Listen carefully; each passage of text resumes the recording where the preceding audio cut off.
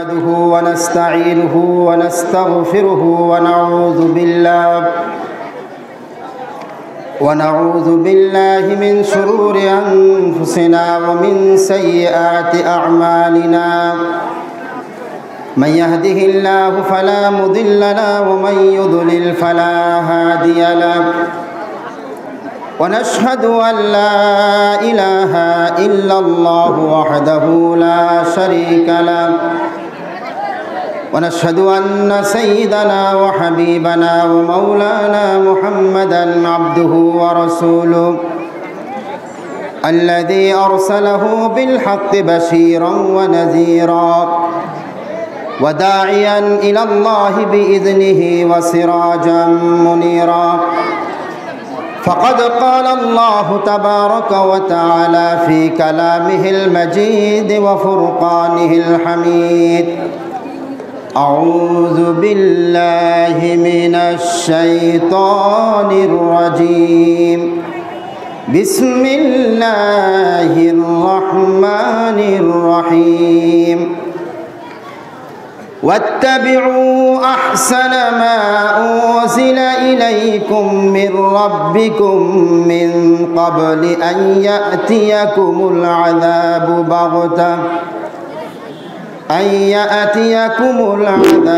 بغتة وأنتم لا تشعرون صدق الله العظيم আমরা সবাই দুরূদ শরীফ পড়ি আল্লাহুম্মা সাল্লি আলা মুহাম্মাদিন ওয়া আলা আলি মুহাম্মাদ কামা সাল্লাইতা আলা ইব্রাহিম ওয়া আলা আলি ইব্রাহিম ইন্নাকা হামিদুম মাজিদ আল্লাহুম্মা বারিক আলা মুহাম্মাদিন ওয়া আলা আলি মুহাম্মাদ কামা বারাকতা আলা ইব্রাহিম ওয়া আলা আলি ইব্রাহিম ইন্নাকা হামিদুম মাজিদ। আল্লাহ সুবহানাহু ওয়া তাআলার দরবারে আমরা শুকরিয়া জ্ঞাপন করছি যে মহান মনিব আমাদেরকে কোরআনের আলোচনা শোনার জন্য এসে বসার তৌফিক দান করেছেন। সকলে বলি আলহামদুলিল্লাহ।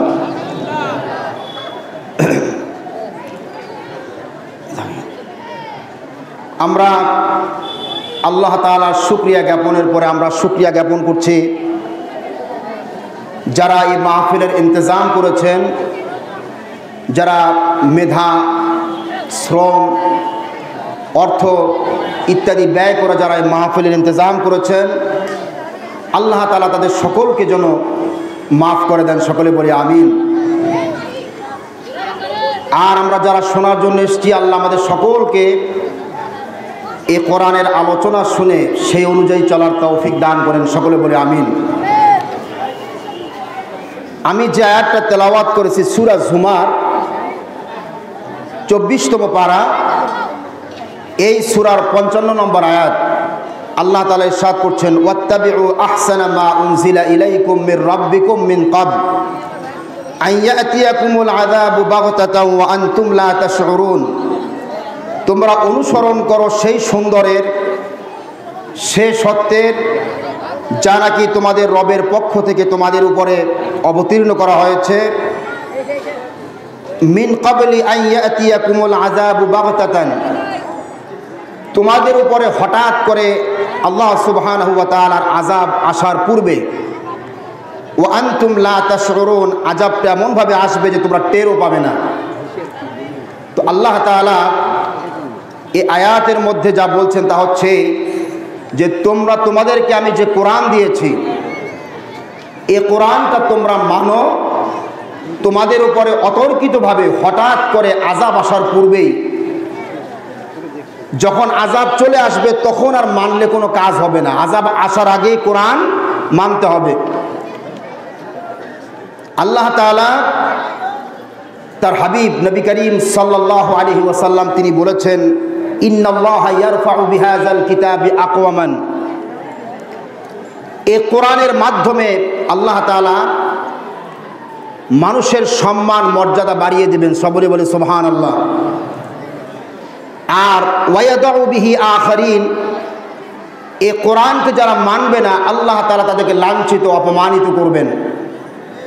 তো এই জন্যে আমরা যারা মুসলমান, যারা আমাদেরকে সকলকেই এ কোরআন মানতে হবে, এ কোরআন পড়তে হবে, বুঝতে হবে।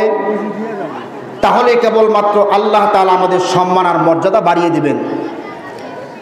আর এ কোরআন থাকার পরেও আমরা কোরআনের ধারক বাহক হওয়া সত্ত্বেও আমরা যদি এ কোরআন থেকে সরে যাই, এ কোরআনের উপরে আমল না করি, তাহলে আল্লাহ সুবহানাহু ওয়া তাআলার আযাব আর গজব আমাদের উপরে নাজিল হবে। সকলে বলি নাউজুবিল্লাহ। তো আল্লাহ তাআলা আমাদের আমাদের সকলকে যেন এ কোরআনের আলোচনা শুনে সেই অনুযায়ী আমল করার তৌফিক দান করে। সকলে বলে আমিন। দেখুন, এই যে কোরআন, এ কোরআন আল্লাহ তাআলা কেন দিলেন? এ কোরআনটা আল্লাহ তাআলা এই জন্য দিয়েছেন সকল মানুষ যেন ভালো হয়ে যায়। কি বলেন, ঠিক না? আল্লাহ তাআলা কোরআনুল কারিমে বলছেন হুদাল লিন্নাস, তাম পৃথিবীর মানুষের জন্য আমি আল্লাহ তাআলা কোরআনকে পথ প্রদর্শক হিসাবে দিয়েছি। বলেন সুবহানাল্লাহ। এ কোরআন আপনাকে আমাকে রাস্তা দেবে। কোন রাস্তা? হুদিয়া ইলা সিরাতিম মুস্তাকিম, সত্য সঠিক পথ দেখাবে, যে পথ আমাদেরকে জান্নাতে নিয়ে যাবে। বলেন সুবহানাল্লাহ। এখন এ কোরআন তো আল্লাহ তাআলা আমাদেরকে দিলেন কিসের জন্যে? যে কোরআন দিয়ে আমরা আমাদের জীবনকে পরিবর্তন করব, আমাদের জীবন আমরা ভালো করব। এই জন্য আল্লাহ তাআলা কোরআন দিয়েছেন। দেখেন, আমরা অনেকেই পরশ পাথরের নাম শুনেছি। নাম শুনছেন না আপনারা? পরশ পাথরের নাম। এই পরশ পাথরের খাসিয়ত হচ্ছে, এই বৈশিষ্ট্য হচ্ছে, এই পরশ পাথরের সাথে যদি কোনো জিনিসের ছোঁয়া লাগে, মনে করেন লোহা টাচ লেগেছে পরশ পাথরের সাথে, লোহাটা সোনা হয়ে যায়। বলেন সুবহানাল্লাহ। তো এই কোরআনটা হচ্ছে পরশ পাথর। এই কোরআনের সাথে যখন কোনো খারাপ মানুষ এর সংস্পর্শে আসে, এই কোরআনের টাচ যখন তার লাগে, তো ওই লোকটা যদি লোহার মতো হয় তো আল্লাহ তাআলা তাকে সোনা বানিয়ে দেবেন। বলেন সুবহানাল্লাহ। তার মানে সে যদি খারাপ থাকে আল্লাহ তাআলা কি বানিয়ে দেবেন? বলেন ভালো বানিয়ে দিবেন। কবি ইকবাল একটি শের, তিনি খুব সুন্দর একটি কবিতা বলেছেন। উতার কর গার হেরা সে সুয়ে কম আয়া और एक नस्खे किमिया सच लाया। नबी मुहम्मदुर रसूलुल्लाह सल्लल्लाहु अलैहि वसल्लम গারে হেরা থেকে, জাবালে নূর থেকে আসলেন, সাথে করে নিয়ে আসলেন কোরআনুল কারীম। আল্লাহ রসুল সাল্লাল্লাহু আলাইহি সাল্লাম তিনি গারে হেরা থেকে সাথে করে কি নিয়ে আসলেন? বলেন কোরআনুল কারীম নিয়ে আসলেন। এই কোরআনুল কারীম এমন একখানা কিতাব, এ কোরআনের সাথে লাগার কারণে দুনিয়ার সবচেয়ে খারাপ যে মানুষটা, সে সবচেয়ে ভালো হয়ে গেল। বলেন সুবহানাল্লাহ। হযরতে ওমর, নাম কি? হযরতে ওমর। দেখেন, তার চেয়ে খারাপ মানুষ ওই যুগে আর দুই একজন মাত্র ছিল। হযরতে ওমর চতুর্দিকে পরামর্শ হয়েছে নবী মুহাম্মদুর রাসূলুল্লাহ সাল্লাল্লাহু আলাইহি ওয়াসাল্লামকে কারা হত্যা করতে পারবে। কাফের বেঈমানেরা মিটিং করেছে রাত্রে। কোন ব্যক্তি একা একা গিয়ে সাহস করছে না যে মুহাম্মদুর রাসূলুল্লাহ সাল্লাল্লাহু আলাইহি ওয়াসাল্লামের গায়ে হাত দিবে, কারণ তার গোত্রের লোকেরা তারা অত্যন্ত শক্তিশালী। আবু জাহেল মিটিং এর মধ্যে বলেছে মুহাম্মদকে কে হত্যা করতে পারে? কে পারবে হত্যা করতে? হযরত ওমর দাঁড়িয়ে গেলেন, বলে আমি পারবো। আমারে আপনারা কিচ্ছু দেওয়া লাগবে না, শুধুমাত্র একটা অস্ত্র আমার হাতে তুলে দেন, আমি মুহাম্মদকে দ্বিখণ্ডিত করে ফেলবো। বলেন নাউজুবিল্লাহ। এত খারাপ লোক ছিলেন। নবীর হত্যার মতো এত বড় অপরাধ আর কোনো অপরাধ নাই দুনিয়াতে। সেই অপরাধটা করার জন্য সাহস করেছিলেন হযরতে ওমর। আমার বন্ধুরা, এত খারাপ লোক, এত নিকৃষ্ট লোক, সেই লোকটাও একটা সময় এই কোরআনের কারণে এতটা ভালো হয়ে গিয়েছিলেন। আল্লাহ তাআলা বলছেন আমার পরে যদি দুনিয়ায় কোনো নবী আসে, আল্লাহ তাআলা ওমরকে নবী বানিয়ে দেবেন। বলেন সুবহানাল্লাহ। আমার আপনার নবী বিশ্বনবী রাসূলুল্লাহ সাল্লাল্লাহু আলাইহি সাল্লাম একটি হাদিসে বলেছেন, লাকাদ কানা ফীমা ক্বাবলাকুম মিনাল উমামি মুহাদ্দিসুন আল্লাহ রাসূল সাল্লাল্লাহু আলাইহি ওয়াসাল্লাম বলেছেন, ও আমার সাহাবীরা, তোমাদের পূর্বে যত উম্মত ছিল ওই উম্মতগুলোর মধ্যে কিছু মানুষ ছিল যাদেরকে মুহাদ্দিস বলা হয়। তোমাদের পূর্বে যত উম্মত আমি পৃথিবীতে পাঠিয়েছি সকল উম্মতের মধ্যেই কিছু মানুষ ছিল যাদেরকে মুহাদ্দিস বলা হয়। কি বলা হয় বলেন? মুহাদ্দিস বলা হয়। মুহাদ্দিসের বাংলা কি? মুহাদ্দিসের বাংলা হচ্ছে যাদের কাছে আল্লাহর পক্ষ থেকে ইলহাম আসে, যাদের অন্তরের মধ্যে আল্লাহ তাআলা এমন কথা ঢেলে দেন যে কথাটা আর কেউ জানে না। বলেন সুবহানাল্লাহ। আল্লাহ রাসূল সাল্লাল্লাহু আলাইহি ওয়াসাল্লাম বললেন, শোনো ও পৃথিবীর মানুষেরা, ফাইয়াকু ফি উম্মতি আহাদুন, আমার উম্মতের মধ্যে কোনো ব্যক্তি যদি, কোনো মানুষ যদি আমার উম্মতের মধ্যে ইলহাম প্রাপ্ত হয় আর অন্তর নিক্ষিপ্ত বার্তা দ্বারা যদি ধন্য হয়, ফাইন্নাহু উমর, সেই ব্যক্তি হলো হযরত ওমর। বলেন সুবহানাল্লাহ। এই হাদিসটা দিকে সবাই খুব লক্ষ্য করবেন আমার ভাইরা, সবাই খুব লক্ষ্য করবেন। নবী করিম সাল্লাল্লাহু আলাইহি ওয়াসাল্লাম বলেছেন যে আমার পূর্বে যত উম্মত পৃথিবীতে ছিল প্রত্যেকটা উম্মতের মধ্যে কিছু মানুষ ছিল যাদেরকে মুহাদ্দিস বলা হয়। মুহাদ্দিস না, কি বলা হয়? মুহাদ্দিস। এর বাংলা হলো ওই মানুষগুলোর অন্তরের মধ্যে আল্লাহ তাআলা এমন কথা ঢেলে দেন যা সে ছাড়া কেউ জানে না। বলেন সুবহানাল্লাহ। এই লোক, এই ধরনের লোক ছিল পূর্ববর্তী উম্মতের মধ্যে। আর এই উম্মতের মধ্যে রাসূল সাল্লাল্লাহু আলাইহি ওয়াসাল্লাম বলেছেন, ফাইয়াকু ফি উম্মতি আহাদুন ফাইন্নাহু ওমর, আমার উম্মতের মধ্যে যদি ওই কোয়ালিটির কোনো মানুষ থাকে সে হচ্ছে হযরতে ওমর। বলেন সুবহানাল্লাহ। এখন এই জিনিসটা একটু আপনাদের যেটা একটা ঘটনা বলি তাহলে বুঝতে পারবেন, খুব খেয়াল করবেন ঘটনাটা। হযরত ওমর রাদিয়াল্লাহু তাআলা আনহু যখন খলিফাতুল মুসলিমিন, গোটা মুসলিম জাহানের যখন তিনি শাসক, হযরতে আলী, খুব খেয়াল করবেন এদিকে ঘটনাটার দিকে তাহলে বুঝতে পারবেন হাদিসটা। হযরত আলী রাদিয়াল্লাহু তাআলা আনহু ওমর রাদিয়াল্লাহু তাআলা আনহুর খেলাফতের যুগে রাতে স্বপ্নে দেখলেন। কি স্বপ্ন দেখলেন রাতে? যে হযরত আলী তিনি নবী করিম সাল্লাল্লাহু আলাইহি ওয়াসাল্লামের পিছনে ফজরের নামাজ পড়েছেন। কি পড়েছেন? ফজরের নামাজ। ফজরের নামাজ পড়ে, এটা কিন্তু স্বপ্ন, এটা কিন্তু জাগ্রত অবস্থায় না, খেয়াল করবেন, বাস্তব না, স্বপ্ন। আলী রসুলের পিছনে ফজরের নামাজ পড়ছেন। ফজরের নামাজ শেষ হয়েছে, এরপরে আলী রাদিয়াল্লাহু তাআলা আনহু নামাজ শেষ করার পরে আপনারা সবাই জানেন রাসূল সাল্লাল্লাহু আলাইহি ওয়াসাল্লাম কিছু দোয়া পড়তেন। লা ইলাহা ইল্লাল্লাহু ওয়াহদাহু লা শারীকা লা, লাহুল মুলকু ওয়া লাহুল হামদু ওয়া হুয়া আলা কুল্লি শাইইন কাদির, আল্লাহুম্মা লা মানিয়া লিমা আতাইত ওয়া লা মুতিয়া লিমা মানাত ওয়া লা ইয়ানফাউ যাল জাদ্দি মিনকাল জাদ। এই দোয়া, আরো কিছু দোয়া তিনি পড়তেন।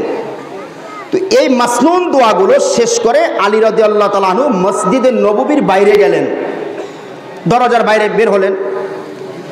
বের হওয়ার পরে দেখতেছেন একজন বৃদ্ধা মহিলা, সে মাথায় উপরে টুকরি তার, আর ওই পুরা টুকরির মধ্যে খেজুর।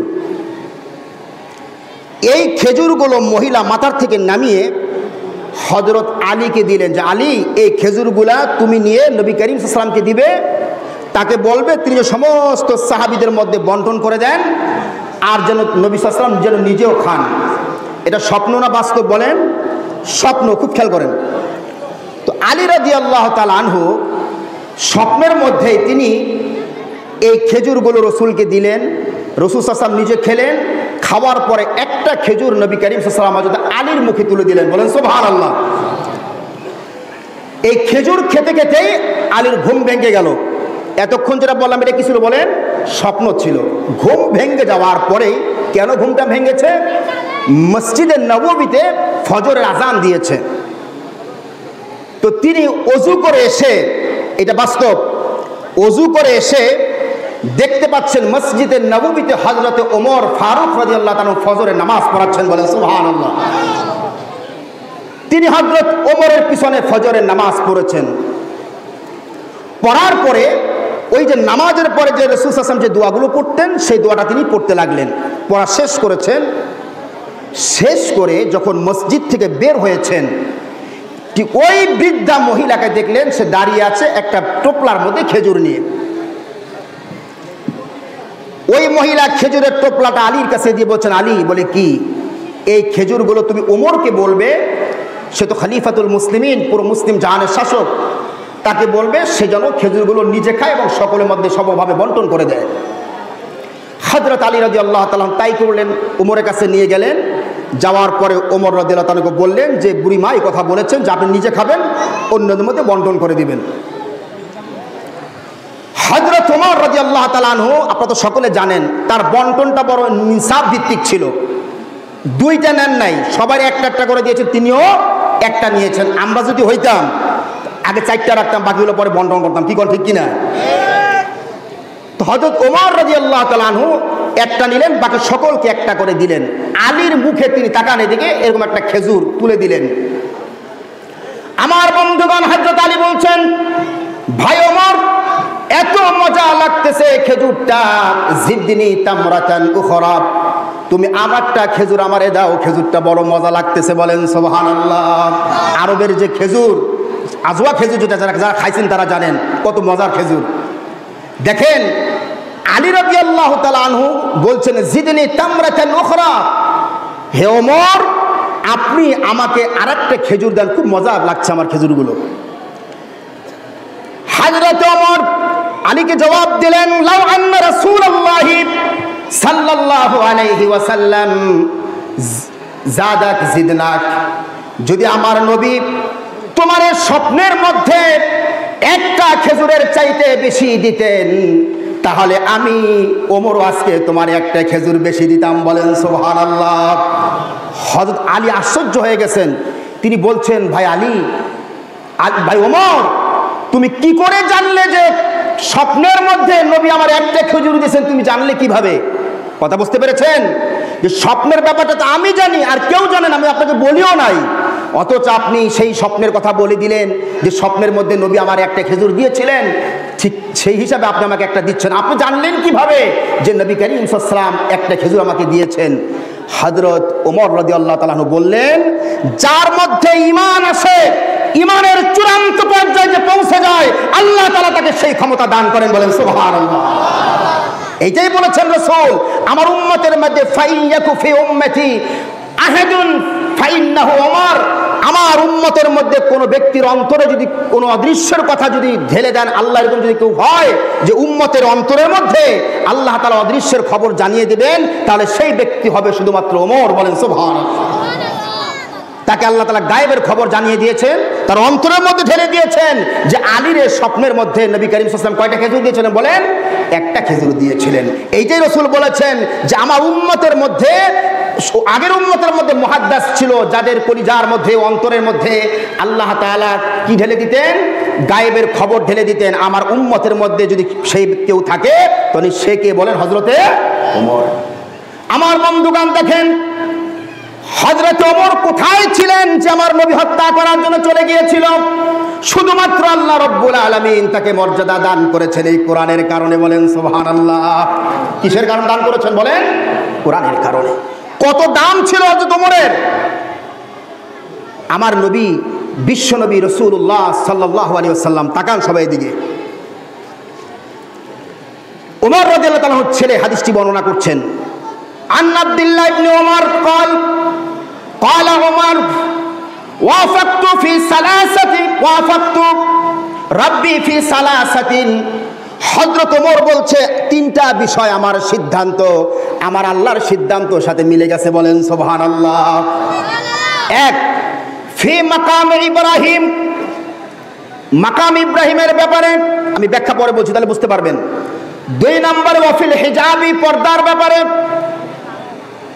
ওয়াফি উসারা বদরিন, বদরের যারা নাকি বন্দী হয়েছিল, বদরের যুদ্ধে যারা বন্দী হয়েছিল, ওই বদরের বন্দীদের ব্যাপারে আল্লাহর মতের সাথে আমার মত মিলে গিয়েছিল। বলেন সুবহানাল্লাহ। খুব খেয়াল করেন, ওমর দিলে ইচ্ছা করেছেন আল্লাহ তুমি যদি এরকম করতে, আল্লাহর সাথে সাথে কোরআনের আয়াত নাযিল করেছেন। বলেন সুবহানাল্লাহ। কি সম্মান আল্লাহ পাক ওমরকে দিয়েছিলেন। ওমর কি বলেছেন? ওয়াফাকতু ফি সালাসাতিন ওয়াফাকতু রাব্বি ফি সালাসাতিন, তিনটা বিষয় আমার সিদ্ধান্ত আমার রবের সিদ্ধান্তের সাথে মিলে গেছে। কয়টা বললাম? বলেন কয়টা? তিনটা। এক নম্বরে ফি মাকামে ইব্রাহিম। যারা হজে গেছেন তারা জানেন মাকামে ইব্রাহিম একটা পাথর আছে, জানেন তো আপনারা? একটু ব্যাখ্যাটা বলি। দেখেন, ইব্রাহিম আলাইহিস সালাতু ওয়াস সালাম যখন কাবার ঘর, এখন যে কাবা ঘরটা আছে, যারা সরাসরি দেখছেন তারা জানেন, আমাদের যে মসজিদটা দেখতেছেন যে বারান্দাটা এর চেয়ে একটু উঁচু হবে, এই ইট যে পাথর দিয়ে করেছেন সেই পাথরগুলো কিন্তু আপনার সমান ছিল না, আঁকা বাঁকা ছিল। পরে সৌদি সরকার কেটে সমান করেছেন। ইব্রাহিম আলাইহিস সালাম একটা পাথরের উপরে এরকম দাঁড়াতেন, অনেক উঁচু তো, একটা পাথরের উপর দাঁড়াতেন, এরকম পাথরটা অটোমেটিকলি নিজে নিজে উপরের দিকে উঠতো, আবার নিচের দিকে নামতো। যেখানে যেটা বসানোর দরকার ছিল পাথর, উপরে হলে উপরের দিকে উঠতো, নিচে বসালে নিচের দিকে। তিনি যে পাথরটার উপরে করে কাবা শরীফ, কি বলে, কাবার ওয়ালগুলো গেঁথেছেন, সেই পাথরটার মধ্যে রসুল, কি বলে, ইব্রাহিম আসলামের পায়ের দাগটা কিন্তু এখনো আছে। যারা হজে গেছেন তারা দেখেছেন, একটা জালনি দিয়ে এরকম ঘেরাও করে রেখেছে, পুরো তার পায়ের 5টা আঙ্গুলে স্পষ্ট দেখা যায় এরকম। ওই পাথরটার উপরে দাঁড়িয়ে ইব্রাহিম আলাইহিস সালাম কাবা শরীফ নির্মাণ করেছেন। ইব্রাহিম আলাইহিস সালাম থেকে নিয়ে নবী মুহাম্মদুর রাসূলুল্লাহ সাল্লাল্লাহু আলাইহি সাল্লাম পর্যন্ত পাথরটা খোলা একটা জায়গায় ছিল, খোলা জায়গায়। তখন তো এত ঝামেলা ছিল না, চোর চামারি ছিল না। নবী করিম সাল্লাল্লাহু আলাইহি ওয়াসাল্লামের যুগের আগ পর্যন্ত পাথরটা ওইভাবে ছিল বাইরে। হযরত ওমর একদিন গিয়ে রসুলকে বলে, রসুল, এই পাথরের কাছে যদি একটু নামাজের ব্যবস্থা করতেন খুব ভালো হইতো। সুবহানাল্লাহ বলবেন না? হযরত ওমর শুধু ইচ্ছা করেছেন, যদি আল্লাহ তাআলা এই পাথরের কাছে, মাকাম ইব্রাহিমের কাছে একটু নামাজের ব্যবস্থা করতেন খুব ভালো হতো। এই ইচ্ছাটা তার মনে জেগেছে, সাথে সাথে আল্লাহ তাআলা জিবরাইলকে পাঠিয়েছেন, তুমি চলে যাও। ওমরের বাসনা আল্লাহ পূরণ করে দিলাম, বলেন সুবহানাল্লাহ। আল্লাহ রাব্বুল আলামিন কোরআনুল কারীমের আয়াত নিয়ে জিবরাইলকে পাঠিয়ে দিলেন, ওয়াত্তাখিযু মিন মাকামি ইব্রাহিম মুসাল্লা। হে রাসূল, তুমি মাকাম ইব্রাহিমের কাছে নামাজের স্থান বানিয়ে নাও, বলেন সুবহানাল্লাহ। এখনো তাওয়াফের পরে যে 2 রাকাত নামাজ পড়তে হয়, এই 2 রাকাত নামাজ মাকাম ইব্রাহিমের কাছে পড়াটা মুস্তাহাব। যদি কেউ সেখানে সুযোগ না পায় তাহলে সে যে কোনো জায়গায়, হেরেমের যে কোনো জায়গায় পড়লে সে মুস্তাহাব আদায় হয়ে যাবে। তাহলে ওমর শুধু মনে মনে চেয়েছে যে আল্লাহ তুমি, কি বলে, এই মাকাম ইব্রাহিমের কাছে যদি নামাজ একটা ব্যবস্থা করতা, আল্লাহ সাথে সাথে ওমরের ইচ্ছা পূরণ করেছেন। তাহলে চিন্তা করেন ওমরের সাথে আল্লাহর কানেকশনটা, সম্পর্কটা কত বেশি, বলেন সুবহানাল্লাহ। 2 নম্বরে ওয়াফিল হিজাব। 28টার মতো আছে, আমি শুধু 3টা আপনাদেরকে বলবো যেহেতু সময় অল্প। হযরত ওমর বললেন যে দ্বিতীয় বিষয়টিতে আমার সাথে আমার রবের মিল হয়ে গিয়েছিল সেটা হলো ওয়াফিল হিজাব, পর্দা। কি বলেন? পর্দা। একটা সময় পর্দার কোনো বিধান ছিল না। আমাদের ঘরে এখন স্বাভাবিকভাবে পুরুষেরা আসে যাতায়াত করে, কোনো পর্দা নাই। রসুলের যুগে একটা সময় এরকম ছিল। তো রসুলের ঘরে সাহাবায়ে কেরাম মাঝে মাঝে তারা দরকারে আসতেন। আমাদের মা যারা ছিলেন রসুলের স্ত্রী, তাদের সাথে কোনো পর্দা ছিল না, সামনাসামনি দেখা সাক্ষাৎ করতেন। হযরত ওমর আল্লাহর কাছে আকাঙ্ক্ষা করেছেন, রব্বুল আলামিন তুমি যদি এখন পর্দার বিধান নাজিল করতা, নবীর স্ত্রীদের জন্য যদি পর্দার বিধান নাজিল করে দিতে কত না ভালো হতো, বলেন সুবহানাল্লাহ।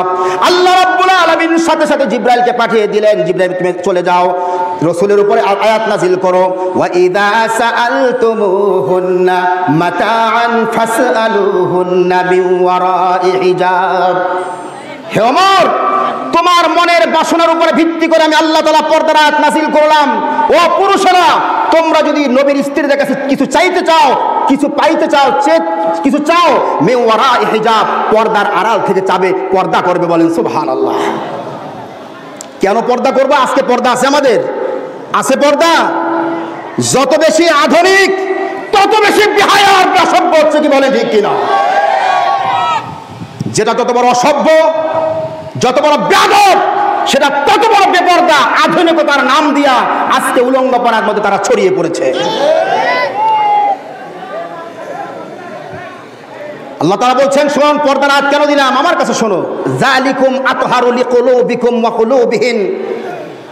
হে পুরুষেরা, তোদের জন্য এবং নবীর স্ত্রীদের জন্য তাদের অন্তঃকরণ থেকে, তাদের অন্তঃকরণটা যেন মানসিক কুমন্ত্রণা থেকে যেন হেফাজত থাকে, এই জন্য আমি আল্লাহ তাআলা পর্দার বিধান নাজিল করেছি, বলেন সুবহানাল্লাহ। তাহলে 2 নম্বরে মিলে গেল ওমরের মত কার সাথে বলেন? আল্লাহর সাথে। 3 নম্বরে ওয়াফি উসারা বদরিন, হযরত ওমরের সাথে আল্লাহর মতের মিল হয়েছে কোথায়? বদরের যুদ্ধ বন্দীদের সাথে। খুব ভালো করে ঘটনাটা শুনবেন। আমি আজকে জুমায় বলেছি, ইসলাম এমন একটা ধর্ম, ইসলাম কখনো সব সময় আপনার উপর দয়া দেখাবে না। ভুল কথা, আপনারা ভুল চিন্তা করেন। আপনারা কদুল ইসলাম তো দয়ার ধর্ম, বাজে কথা। কে বলেছে ইসলাম? ইসলাম যেখানে যে ব্যবহার করা লাগে সেই ধর্মের নাম ইসলাম, বলেন সুবহানাল্লাহ। যেখানে দয়া করার দরকার সেখানে দয়া, যেখানে শক্ত হওয়ার দরকার সেইখানে ইসলাম শক্ত হয়েছে। তাকান এদিকে, নবী করিম সাল্লাল্লাহু আলাইহি ওয়াসাল্লামের সাথে মক্কা থেকে লড়াই করার জন্য কাফেররা 1000 কাফের আবু জাহেলের নেতৃত্বে তারা এসেছিল বদরে। ভাই কেউ কথা বলো, সবাই চুপ থাকেন, চুপ, কেউ কথা বলবেন না। ঘটনা খেয়াল করেন। হযরত নবী করিম সাল্লাল্লাহু আলাইহি ওয়াসাল্লাম মদিনা থেকে 313 জন সাহাবী নিয়ে রওনা হয়েছিল বদরের প্রান্তরের দিকে। মুসলমানদের সংখ্যা কত? 313 অথবা 15 বলেছেন মুফাসসির কেরাম কেউ কেউ। আর কাফেরদের সংখ্যা কত? 1000। যুবকে ছিল 600 আর বুড়ারা ছিল 400। সব শয়তানের গোড়ায় দেখবেন যুবকরাই বেশি, কি বলে ঠিক কিনা? তারা যখন আসতেছে লড়াইতে, প্রচন্ড লড়াই হলো কাফেরদের সাথে। আমি সংক্ষেপে বলছি ঘটনাটা বুঝার জন্য। লড়াই হওয়ার পরে আল্লাহ তাআলা, এত প্রচন্ড লড়াই হচ্ছে কাফেরদের সাথে বদরের প্রান্তরে।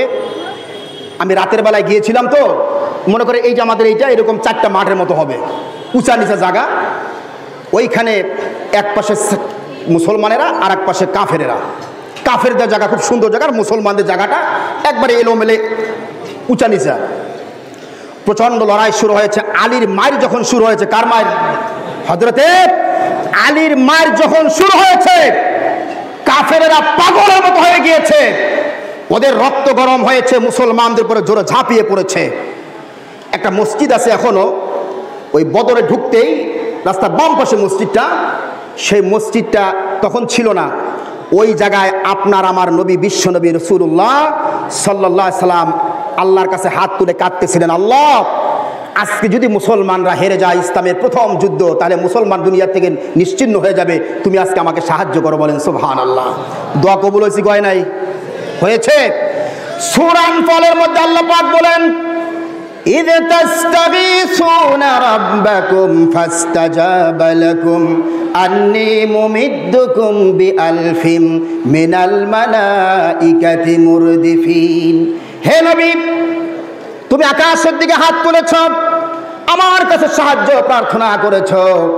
আমি আল্লাহ রব্বুল আলামিন এতদিন খেলা দেখেছি, আমি তাদেরকে কিছুই বলি নাই। তুমি কি জানো এই বদরটা আমি আল্লাহ কেন তৈরি করেছি? নবী তুমি জানো না?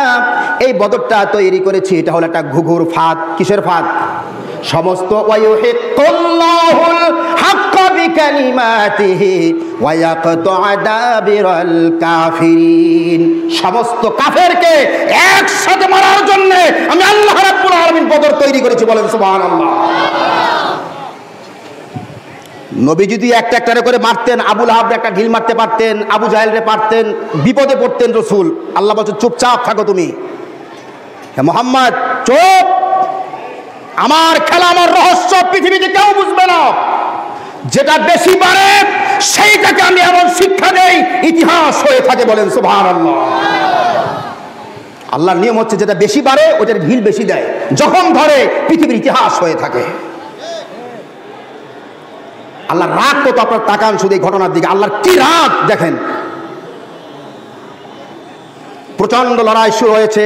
আল্লাহ তাআলা বলছেন, আন্নী মুমিদ্দুকুম বিআলফিন মিনাল মালাইকা, আমি তোমার জন্য আসমান থেকে 1000 ফেরেশতা পাঠিয়েছি, বলেন সুবহানাল্লাহ। কার জন্যে? রাসূলের জন্যে। সেখানে জিব্রাইল ছিলেন। এখন একটা জায়গা আছে, আপনারা যাবেন, সেখানে পাহাড় আছে, জাবালে জিব্রাইল বলা হয়। ওই পাহাড়ের উপরে জিব্রাইল এসে দাঁড়িয়েছিলেন। সাহাবায়ে কেরাম সরাসরি জিব্রাইলকে দেখেছে, বলেন সুবহানাল্লাহ। যুদ্ধ শুরু হয়েছে, মুসলমানরা মারতেছে, কাফেররাও মারতেছে বদরের কাফেরদেরকে। কাফেররা যাদেরকে মারতেছিল তাদের একটা চিহ্ন ছিল, ফাদরিবু ফাওকাল আনাক ওয়াদরিবু মিনহুম কুল্লা বানান। আল্লাহ তাআলা বলছেন ফেরেশতারা মারতো গলার উপরে আর হাতের আগার উপরে। এই জন্য লাশগুলো যখন বের করেছেন বদরের পরে, যাদের হাতের আগাটা আর গলার মধ্যে কোপ ছিল বুঝাকে যাইতো যে তাকে ফেরেশতা মেরেছে। কে মেরেছে বলেন? ফেরেশতা। প্রচন্ড মারামারি শুরু হলো, মার খাইলো কাফেররা। খাওয়ার পরে কাফেরদের সংখ্যা কত বলেছিলাম আপনাদেরকে? 1000। এই 1000-এর মধ্যে 70 জন মারা পড়েছে। কয়জন মারা পড়েছে? 70 জন। আর 70 জন ধরা পড়েছে। 70 জন নিহত হয়েছে আর 70 জন কি হয়েছে বলেন? ধরা পড়েছে। বাকি সব পালাইছে। এই 70 জন যারা নিহত হয়েছে এদের মধ্যে 24 জন ছিল বড় বড় নেতা। এই 24 জনের ব্যাপারে নবী করিম সাল্লাল্লাহু আলাইহি ওয়াসাল্লাম বলেছেন এই 24 জনকে একটা দুর্গন্ধ নোংরা কুয়া ছিল সেখানে, এখানে সবগুলোরে ফেলা এখানে। আর বাকি 26 জনের বেলা বলা হয়েছে এদেরকে মাটিতে যেখানে পারো সেখানে পুঁতে ফেলো। 70 জন শেষ যেগুলো মারা পড়েছে। আর কয়জন ধরা পড়েছিল বললাম? 70 জন। এই 70 জনের মধ্যে নজর ইবনে হারেস ছিল, উকবা ইবনে আবি মুইত ছিল। নবী করিম সবগুলা রশিদে বেঁধে সাহাবায়ে কেরামকে বললে এবার চলো মদিনার দিকে নিয়ে চলো। আমার নবী দয়া দেখিয়েছেন, আল্লাহ দয়া দেখান নাই। খেয়াল করেন ঘটনাটার দিকে। যখন রশিদে বেঁধে রওনা হয়েছেন, সাফরা নামক একটা জায়গা, মদিনা থেকে কি বলে বদর থেকে মনে করেন 4-5 কিলোমিটার যাওয়ার পর রসুল বলছেন নজর ইবনে হারেসকে জবাই কর। কারে? নজর ইবনে হারেসকে। এর থেকে 3 কিলোমিটার কি 4 কিলোমিটার সামনে যাওয়ার পর রসুল বলছেন উকবা ইবনে আবি মুইতকে হত্যা করো। আলীকে বলছেন। বলবেন কারণ কি? এই নজর ইবনে হারেস আমার নবীকে এত বেশি কষ্ট দিয়েছে, রাস্তাঘাটে গালি গালাস, অকথ্য ভাষায় গালি গালাস করেছে। উকবা ইবনে আবি মুইত আমার নবী যখন সিজদায় যাইতেন, আপনারা শুনেছেন হাদিসটি, অনেকে শুনেছেন, আমার নবীর মাথার উপরে নারী বুড়ি চাপিয়ে দিত, রসুলের গলা চেপে ধরেছিল উকবা ইবনে আবি মুইত। রসুল বলছে আমি ভুলে যাই না, আমি সকলকে মাফ করি, কিন্তু তোদের দুজনকে আমি মাফ করবো না। আমার ব্যক্তিগত আক্রোশ নাই তোদের উপরে, কিন্তু দুটাই তোরা ইসলাম বিদ্বেষী। দুটা কি বলেন? ইসলাম বিদ্বেষী। দুইটাকে হত্যা করার পরে আর থাকে কয়জন? আর কয়জন বলেন? 68 জন। এই 68 জনকে নিয়ে নবী করিম সাল্লাল্লাহু আলাইহি ওয়াসাল্লাম মদিনায় গেলেন। যাওয়ার পরে রসুল সমস্ত বড় বড় তার যারা মন্ত্রী ছিলেন আবু বকর, ওমর, ওসমান, তাদের সাথে পরামর্শে বসে গেলেন। প্রথম জিজ্ঞেস করছেন আবু বকরকে, আবু বকর এই যে 28টা গুন্ডা ধরলাম, 68টা, এগুলো কি করা যায় তুমি বলো। হযরত আবু বকরের দিলটা বড় নরম ছিল। রসুল বলেছেন আরহামু উম্মতি বি উম্মতি আবু বকর, আমার উম্মতের মধ্যে সবচেয়ে দয়ার্দ্র চিত্তের, দয়ার দিল ছিল কার? হযরতে আবু বকরের। আবু বকর বলছে রসুল আপনারা কাজ করেন, এদের কাছ থেকে কিছু মুক্তিপণ নিয়ে 68 জনকে ছেড়ে দেন, ওরা তো আমাদের ভাই, আমাদের জ্ঞাতি গোষ্ঠীর লোক। হযরতে ওমরকে যখন জিজ্ঞেস করছে তাকানে দিকে, হাতটা গুছাইছেন এরকম, রসুল আপনি আমার আত্মীয়কে আমার হাতে তুলে দেন, আলীর ভাই আকিলকে আলীর হাতে তুলে দেন, একটাও বাঁচতে পারবে না। 68টাকে আপনি হত্যা করেন, কারণ এরা ইসলামের চূড়ান্ত দুশমন। এরা যদি আবার ছাড়া পায়, এরা সাপের মতো, এরা আমাদেরকে আবার সবল মারবে। বলেন সুবহানাল্লাহ। ওমরের কথা কি ছিল? কচু কাটা। আর আবু বকর বলছে ছেড়ে দেন। আমার বন্ধুগণ, আল্লাহ রাব্বুল আলামিনের হাবিব রাসূলুল্লাহ সাল্লাল্লাহু আলাইহি ওয়াসাল্লাম তিনি ওমরের দিকে তাকায়া বললেন, ওমর রে, তোমার বৈশিষ্ট্য হলো নূহ আলাইহিস সালামের মতো। নূহ আলাইহিস সালাম তার উম্মতের জন্য বদদোয়া করেছিলেন ত্যক্ত হয়ে। وقال نوح رب لا تذر على الارض من الكافرين ديارا। রব্বুল আলামিন এই কাফেরগুলোর একদম ছেড়ে দিয়েন না। ইন্নাকা ইন তাযারহুম ইউদিল্লু ইবাদাক, এই কাফেরগুলো যদি ছেড়ে দেন এরা আপনার বান্দাদেরকে নষ্ট করবে, আপনার গোলামদেরকে নষ্ট করবে, এরা কাফের জন্ম দিবে, শয়তান জন্ম দিবে। বলেন নাউযুবিল্লাহ। নূহ সালাম বদদোয়া করেছিল, তাকে শেষ করে দেন।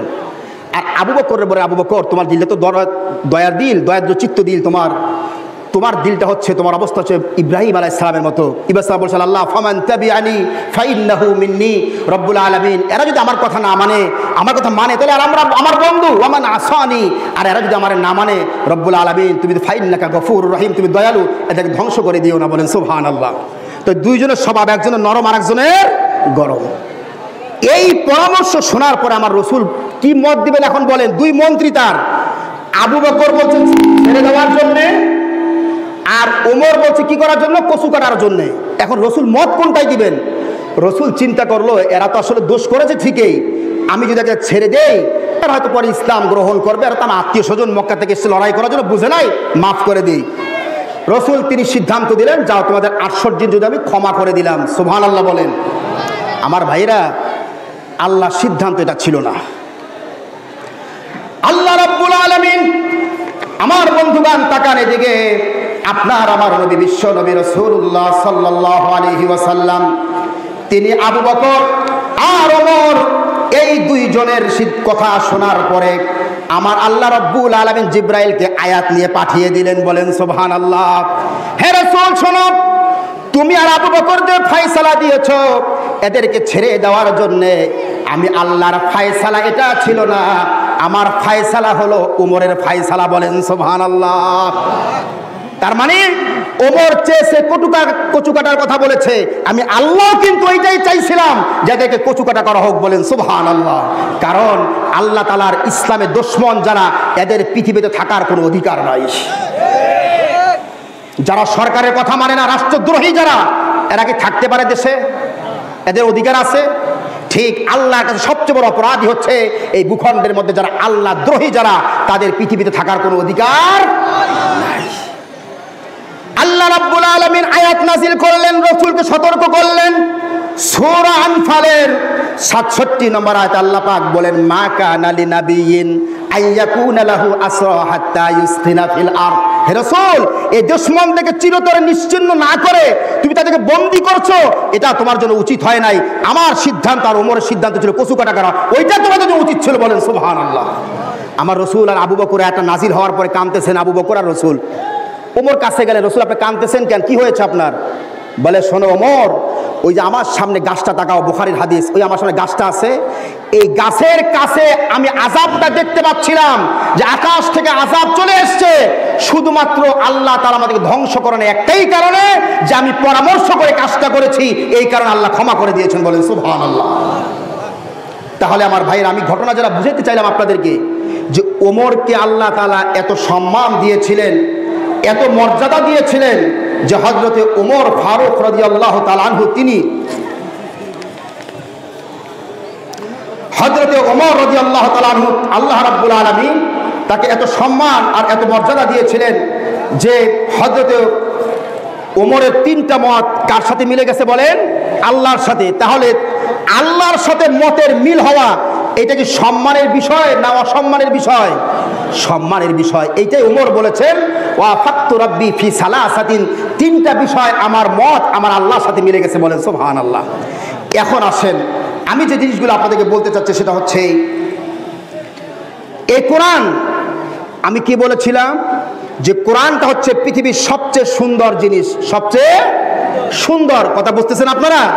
তার মানে এই কোরআনের মলাটগুলা খুব সুন্দর দেখতে, এইটা বুঝাইছেন আল্লাহ তাআলা? এইটা বুঝার নাই।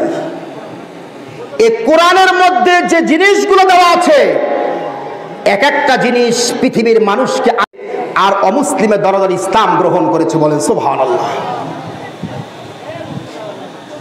আজ গোটা বিশ্বব্যাপী, খুব খেয়াল করবেন, কেউ কথা বলবেন না, গোটা বিশ্বব্যাপী আজ আমাদের মুসলমানদেরকে মারার জন্য কাফেররা ঐক্যবদ্ধ হয়েছে না? ঐক্যবদ্ধ কিনা বলেন? হিন্দু, খ্রিস্টান, বৌদ্ধ, সাঁওতাল, মগ, মুরং, যারা মুনাফিক, সব তারা ঐক্যবদ্ধ হয়েছে। কিন্তু লিখে রাখেন আপনারা, কিয়ামত পর্যন্ত চেষ্টা করবে ওরা এই কোরআনকে নির্বাপিত করতে পারবে না, ইনশাআল্লাহ। বলেন, এই কোরআন পৃথিবী থেকে কেউ বিদায় করতে, আমি আজকেও বলেছি, দেখেন, ইসলাম যদি মিথ্যা কোনো ধর্ম হতো, চতুর্দিকে যে ষড়যন্ত্র, ইসলাম কোন দিন মাটির নিচে ঢুকে যেত? কি বলে, ঠিক কিনা? ইসলাম আজও পর্যন্ত দ্বীপ্রহরের সূর্যের মতো দীপ্তমান হয়ে আছে, এই কারণে যে কোরআনটা হচ্ছে পৃথিবীর মহাবিশ্বের মহাবিস্ময়। বলেন সুবহানাল্লাহ। মুসলমান, আপনি আমি কোরআন পড়ি না, আপনার আমার কোরআনের সাথে কোনো সম্পর্ক নাই, অথচ এই যে কোরআনের যে সুন্দরের কথা বললাম, যে কোরআন ওমরকে সুন্দর বানিয়েছিল, সেই কোরআনের মধ্যে যে সৌন্দর্য আছে, এই সৌন্দর্যকে ইহুদি, খ্রিস্টান, হিন্দুদের মধ্যে যারা পণ্ডিত, তারা পর্যন্ত স্বীকার করেছে এই পৃথিবীর শ্রেষ্ঠ বস্তু নাম হলো কোরআনুল কারীম। বলেন সুবহানাল্লাহ। ভারতের মহাত্মা গান্ধী, খুব খেয়াল করেন এদিকে, ভারতের মহাত্মা গান্ধী, যিনি অহিংস আন্দোলন করে গোটা বিশ্বব্যাপী খ্যাতি অর্জন করেছিলেন, আফ্রিকাতে, আমেরিকাতে, ইউরোপের বিভিন্ন জায়গায় তার মূর্তি বানিয়ে তারা শ্রদ্ধা জানায় এখনো। মহাত্মা গান্ধী আজীবন তিনি দুইটা কাপড় পরতেন, আমাদের হেরামের কাপড় মতো। কখনো ব্যারিস্টার ছিলেন, কিন্তু কখনো তিনি প্যান্ট শার্ট পরতেন না, ধুতি পরতেন। এই মহাত্মা গান্ধী তিনি 1940 সালে দি হরিজন একটি পত্রিকা তিনি ছাপাইতেন। সেই পত্রিকার মধ্যে তিনি লিখেছেন, একটা হিন্দু, মহাত্মা গান্ধী মুসলমান না হিন্দু? হিন্দু। তিনি নিজে বলেছেন, কি বলেছেন দেখেন তার কথাটা, ইসলামকে আমি মহানৈতিকতার উদ্বুদ্ধ একটি ধর্ম হিসেবে বিশ্বাস করি, বলেন সুবহানাল্লাহ। এবং এই কোরআন এটি স্বর্গীয় এক কিতাব, আর আমি মুহাম্মদকে সম্মান করি একজন নবী হিসাবে, বলেন সুবহানাল্লাহ। তিনি তো বেদের কথা বলেন নাই, তার ধর্মগ্রন্থ রামায়ণের কথা বলেন নাই, ত্রিপিটকের কথা বলেন নাই। তিনি চিন্তা করে গবেষণা করে বুঝতে পেরেছেন গোটা বিশ্বের কেবলমাত্র স্বর্গীয় জান্নাতের যদি কোনো গ্রন্থ থাকে সেটা হলো কোরআনুল কারীম, বলেন সুবহানাল্লাহ। শিখ ধর্মের যিনি প্রবর্তক গুরু নানক, যার কেন্দ্র হলো ভারতে, পাঞ্জাব, গুরু নানক বলেছেন, তিনি তার ত্রিপিটকের প্রশংসা করেন নাই, তিনি কোরআনের প্রশংসা করেছেন। কি বেদ আর পুরাণের যুগ শেষ হয়ে গেছে, গোটা বিশ্বকে পরিচালিত করার জন্য যদি কোনো গ্রন্থের প্রয়োজন হয়, সেই গ্রন্থের নাম হলো কোরআনুল কারীম, বলেন সুবহানাল্লাহ। হিন্দুরা প্রশংসা করেছে, অথচ দুঃখজনক হলো সত্য, বাংলাদেশের কিছু কুলাঙ্গার যার সন্তান তারা কোরআনের বিরুদ্ধে কথা বলে, কি বলে ঠিক কিনা? ওরা থামো, ওরা কোরআনের ভুল ধরে। ইউনিভার্সিটিতে 4 খান বই পড়ছে, 2 খান ভূগোল, 2.5 খান ইংরেজি, 2.5 খান দর্শন পড়েছে, বলে দেয়ার ইজ নো গড, স্রষ্টা বলতে কেউ নাই। কোরআন শরীফ দূরের কথা, আমাদের মাদ্রাসা যে কায়দাগুলো পড়ানো হয়, আপনি খবরে দেখেন, মাস্টার্স পাস করেছে, MBA করেছে, CA করেছে, কোরআন দূরের কথা ওই কায়দাটা পড়তে পারবে না, কি বলে ঠিক কিনা? আর এরা কথা কয় কি, কয় কোরআনে বলে আল্লাহ ভুল কইছে। বেটা তুই কি মহাত্মা গান্ধীর মতো, তুই কি গুরু নানকের মতো? তাদের মধ্যে তো কেউ কেউ প্রশংসা করার পর ইসলামে গ্রহণ করেছে, বলেন সুবহানাল্লাহ। আমি তখন কুমিল্লাতে 1987 কি 88-তে কুমিল্লা স্টেডিয়ামে ডক্টর ইসলামুল হক নামে ভারতের একজন পণ্ডিত এসেছিলেন। আমি তখন ছোট, হাজার না কয়েক লক্ষ লোক তাকে দেখতে গিয়েছিল। ডক্টর ইসলামুল হক কে জানেন? নেটে সার্চ দিয়ে ঢুকবেন, তার আসল নাম হচ্ছে ডক্টর শিব শক্তি মহারাজ স্বরূপজি। কি নাম? ডক্টর শিব শক্তি মহারাজ স্বরূপজি। তিনি বলেছেন, আমি ভারতের 50 কোটি হিন্দুদের দেবতা ছিলাম, বলেন সুবহানাল্লাহ। এই কুলাঙ্গার নরেন্দ্র মোদী, এইটা আদবানি, তারপরে অটল বিহারী বাজপেয়ী, এদের সকলের গুরু ছিলেন তিনি। ভারতের ইতিহাসে তিনি বলেছেন, ভারতের ইতিহাসে তার মতো হিন্দু ধর্মের এত বড় পণ্ডিত আসে নাই, বলেন সুবহানাল্লাহ। তিনি তার কথা, তার বই আমি পড়েছি, সে বলেছে আমি 10টা ভাষার উপরে অক্সফোর্ড ইউনিভার্সিটিতে 10টা ধর্মের উপরে, প্রধান 10টা ধর্মের উপর আমি অক্সফোর্ড ইউনিভার্সিটিতে, অক্সফোর্ড কোথায়? বাংলাদেশে, ঢাকাতে নাকি কোথায়? ব্রিটেনে। আমি অক্সফোর্ড ইউনিভার্সিটিতে গোটা বিশ্বের র্যাঙ্কিংয়ে দেখবেন 3 থেকে 4-এর মধ্যে অক্সফোর্ড আছে। বাংলাদেশ 200-র মধ্যে নাই, বহুত পরে ওটা। অক্সফোর্ড ইউনিভার্সিটিতে আমি 10টা ধর্মের উপরে পড়ালেখা করেছি। আমার ধর্ম বেদ পড়েছি, রামায়ণ পড়েছি, ইনজিল পড়েছি, তাওরাত পড়েছি। যখন আমি কোরআনটা শুরু করেছি, আমার মধ্যে বিপ্লবাত্মক একটি পরিবর্তন শুরু হয়ে গেল। আমি চিন্তা করতে লাগলাম, ভারতের 50 কোটি হিন্দুরা আমাকে দেবতা হিসাবে বিশ্বাস করে, অথচ আমি যে এত বড় শিক্ষিত মানুষ, পণ্ডিত, আমি গিয়ে একটা মাটির মূর্তির সামনে গিয়ে আমি প্রণাম দিচ্ছি, এর চেয়ে বেকুব আমি কি হতে পারি? আর আল্লাহ কোরআনে কি বলেছেন? তিনি যখন আয়াতটা পড়লেন, ইয়া আইয়ুহান নাসু দুরিবা মাসালুন ফাসতামিউ লা ইন্নাল্লাযীনা তাদউনা মিন দুনিল্লাহি লান ইয়াখলুকু যুবাবান ওয়ালা ইজতামাউ লা। ডক্টর শিবশক্তি মহারাজ সরবজি যখন আয়াতটা পড়লেন সূরা হজের, আল্লাহ তাআলা বলছেন, ও দুনিয়ার মানুষেরা, দরিবা মাসালুন, তোমাদের জন্য আমি একটি দৃষ্টান্ত দিচ্ছি, ফাসতামিউ লা, কান খোলা রেখে আমি আল্লাহর কথাটা শোনো, বলেন সুবহানাল্লাহ। ফাসতামিউ লা শব্দ যখন আরবিতে আসে, শুধু সামিউন শব্দ যখন আসে তখন উদ্দেশ্য শুধু কান দিয়ে শোনা, আর ইসতামিউ যখন আসে তখন উদ্দেশ্য অন্তরের কান দিয়ে শোনা, বলেন সুবহানাল্লাহ। তিনি যখন আয়াতটা পড়লেন, আল্লাহ রাব্বুল আলামিন বলছেন, ও দুনিয়ার মানুষেরা, শুধু মুসলমানদেরকে বলেন নাই, যারা পৌত্তলিক তাদেরকে লক্ষ্য করে বলছেন, ও দুনিয়ার মূর্তি পূজারীরা, তোমরা আমি আল্লাহ রাব্বুল আলামিনের দৃষ্টান্তটা ভালো করে কান পেতে শোনো। ইন্নাল্লাযীনা তাদউনা মিন দুনিল্লাহ, আমি আল্লাহকে বাদ দিয়ে যত মূর্তির পূজা তোমরা করো, সমস্ত মূর্তিগুলো যদি একত্রিত হয়ে যায়, লান ইয়াখলুকু যুবাবান, সমস্ত মূর্তির একসাথে হলে একটা মাছি পর্যন্ত বানাতে পারবে না। কি বলে বানাতে পারবে? সমস্ত মূর্তিরা কি বলেন, যত মূর্তি, দুর্গা বলেন, সরস্বতী বলেন, কোন মূর্তি একসাথে হয়ে একটা মাছি পর্যন্ত বানাইতে পারবে না। কি বলেন, ঠিক কিনা?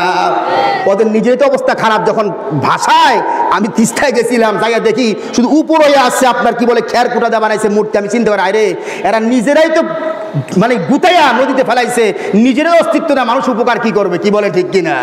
ডক্টর শিবশক্তি মহারাজ এটা পড়েছেন।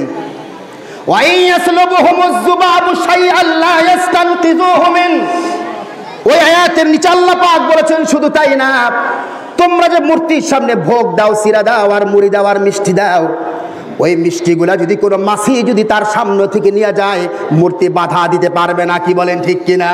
ডক্টর শিবশক্তি মহারাজ এই আয়াতটা পড়ার পরে তার মাথা ঘুরে গেল। আমি সারা জীবন মূর্তির সামনে প্রণাম দিলাম, আমার চেয়ে বড় পণ্ডিত হিন্দু ধর্মের মধ্যে নাই। এই চিন্তা করে তিনি কোরআন নিয়ে গবেষণা করতেছেন, আর সামনে অগ্রসর হচ্ছেন। আল্লাহ তাআলা বলে, শোনো, আমারে পাওয়ার জন্য দুনিয়ার কোন মানুষ যদি অগ্রসর হয়, আমি আল্লাহ রাব্বুল আলামিন তার সামনে ধরা দিব। বলেন সুবহানাল্লাহ। ওয়াল্লাযীনা জাহাদু ফীনা লানাহদিয়ান্নাহুম সুবুলানা, যদি কোনো ব্যক্তি আমারে পাওয়ার জন্য চেষ্টা করে, সাধনা করে, লানাহদিয়ান্নাহুম সুবুলানা, আমি আল্লাহ তাআলা আমার জান্নাতের রাস্তা, আমার রাস্তা তাদের দেখাইয়া দেব। বলেন সুবহানাল্লাহ। শিবশক্তি মহারাজ তার অর্থের অভাব ছিল না। ভারতের সমস্ত হিন্দু বড় বড় সংগঠনের নেতা ছিলেন, আশ্রমের নেতা ছিলেন, কি বলে বৃন্দাবনের সেই আশ্রমের নেতা ছিলেন, মন্দিরের নেতা ছিলেন। তারে বাদ দিয়ে হিন্দুরা কখনো পূজা পার্বণ করতো না। এত বড় ধর্মীয় নেতা, সমস্ত হিন্দুদের বড় ঠাকুর ভারতের মধ্যে। কোরআন নিয়ে অগ্রসর হচ্ছেন। আল্লাহ পাক বলেন, তুই আমার দিকে এগিয়েছিস। আল্লাহ রসুল বলেছেন, হাদিসে কুদসির মতে আছে, রসুল বলেছেন, কোন ব্যক্তি যদি আমার দিকে এক টক্কর অগ্রসর হয়, আমি আল্লাহ রাব্বুল আলামিন তার দিকে এক হাত অগ্রসর হই। বলেন সুবহানাল্লাহ।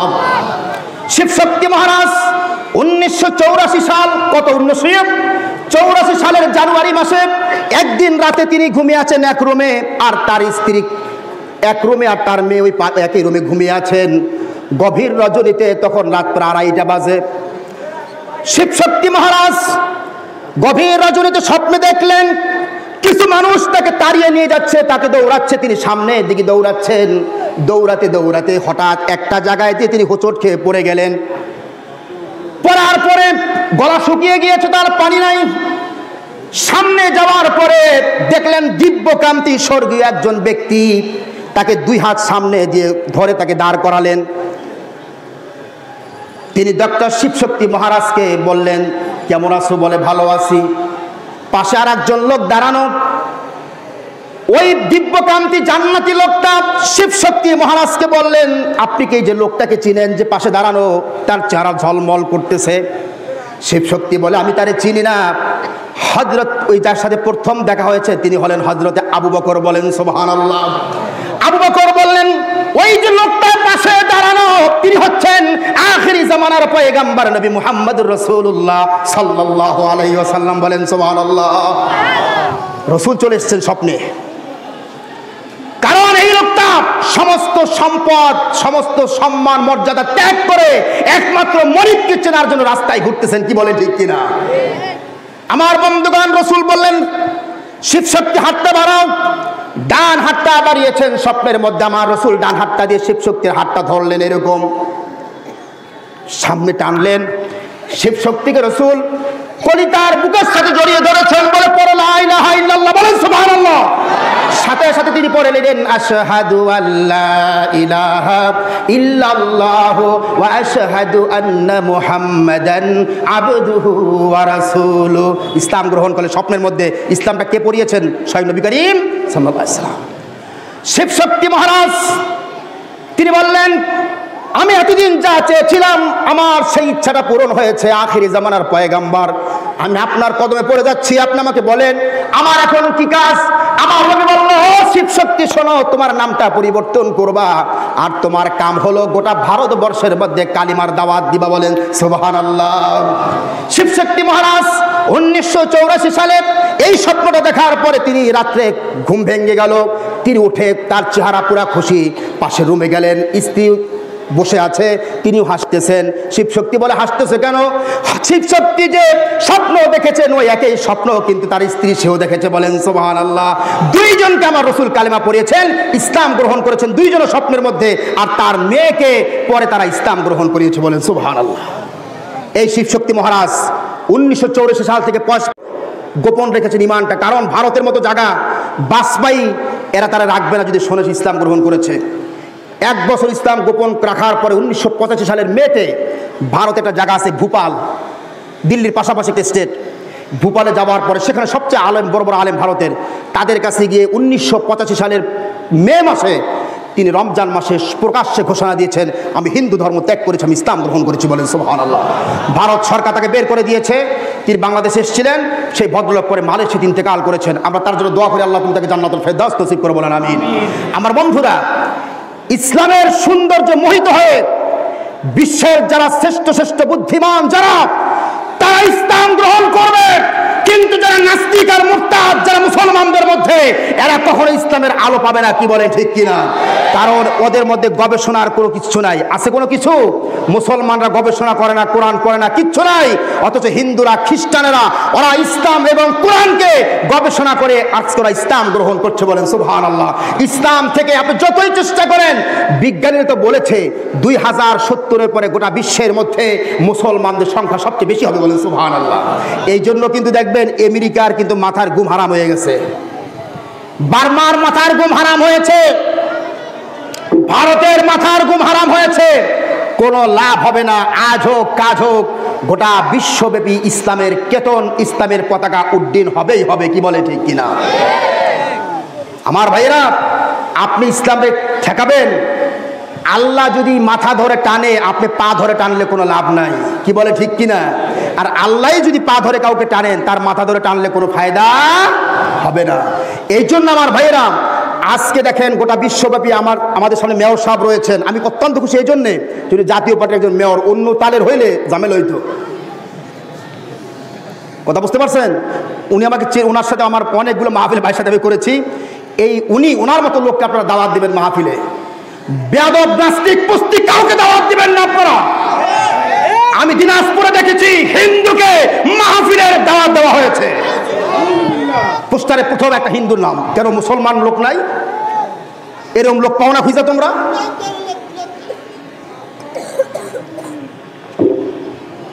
আমরা বলছি, খুব খেয়াল করবে, কারো বিপক্ষে নয় আমরা।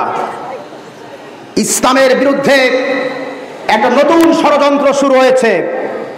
এই কোরআনের সৌন্দর্যকে ঠেকাবার জন্য নতুন ষড়যন্ত্র শুরু হয়েছে গোটা বিশ্বব্যাপী, যার নাম হচ্ছে জঙ্গিবাদ, সন্ত্রাসবাদ। সব আকাম নিজেরা করে দোষ চাপায় মুসলমানদের উপরে, কি বলে ঠিক কিনা? ওরা বুঝিয়েছে গোটা বিশ্বব্যাপী মুসলমানরা সন্ত্রাসী, গোটা মুসলিম বিশ্বে তারা, গোটা বিশ্বে তারা ছড়িয়েছে যে মুসলমানরা হলো সন্ত্রাসী, এই মুসলমানদেরকে মারা লাগবে।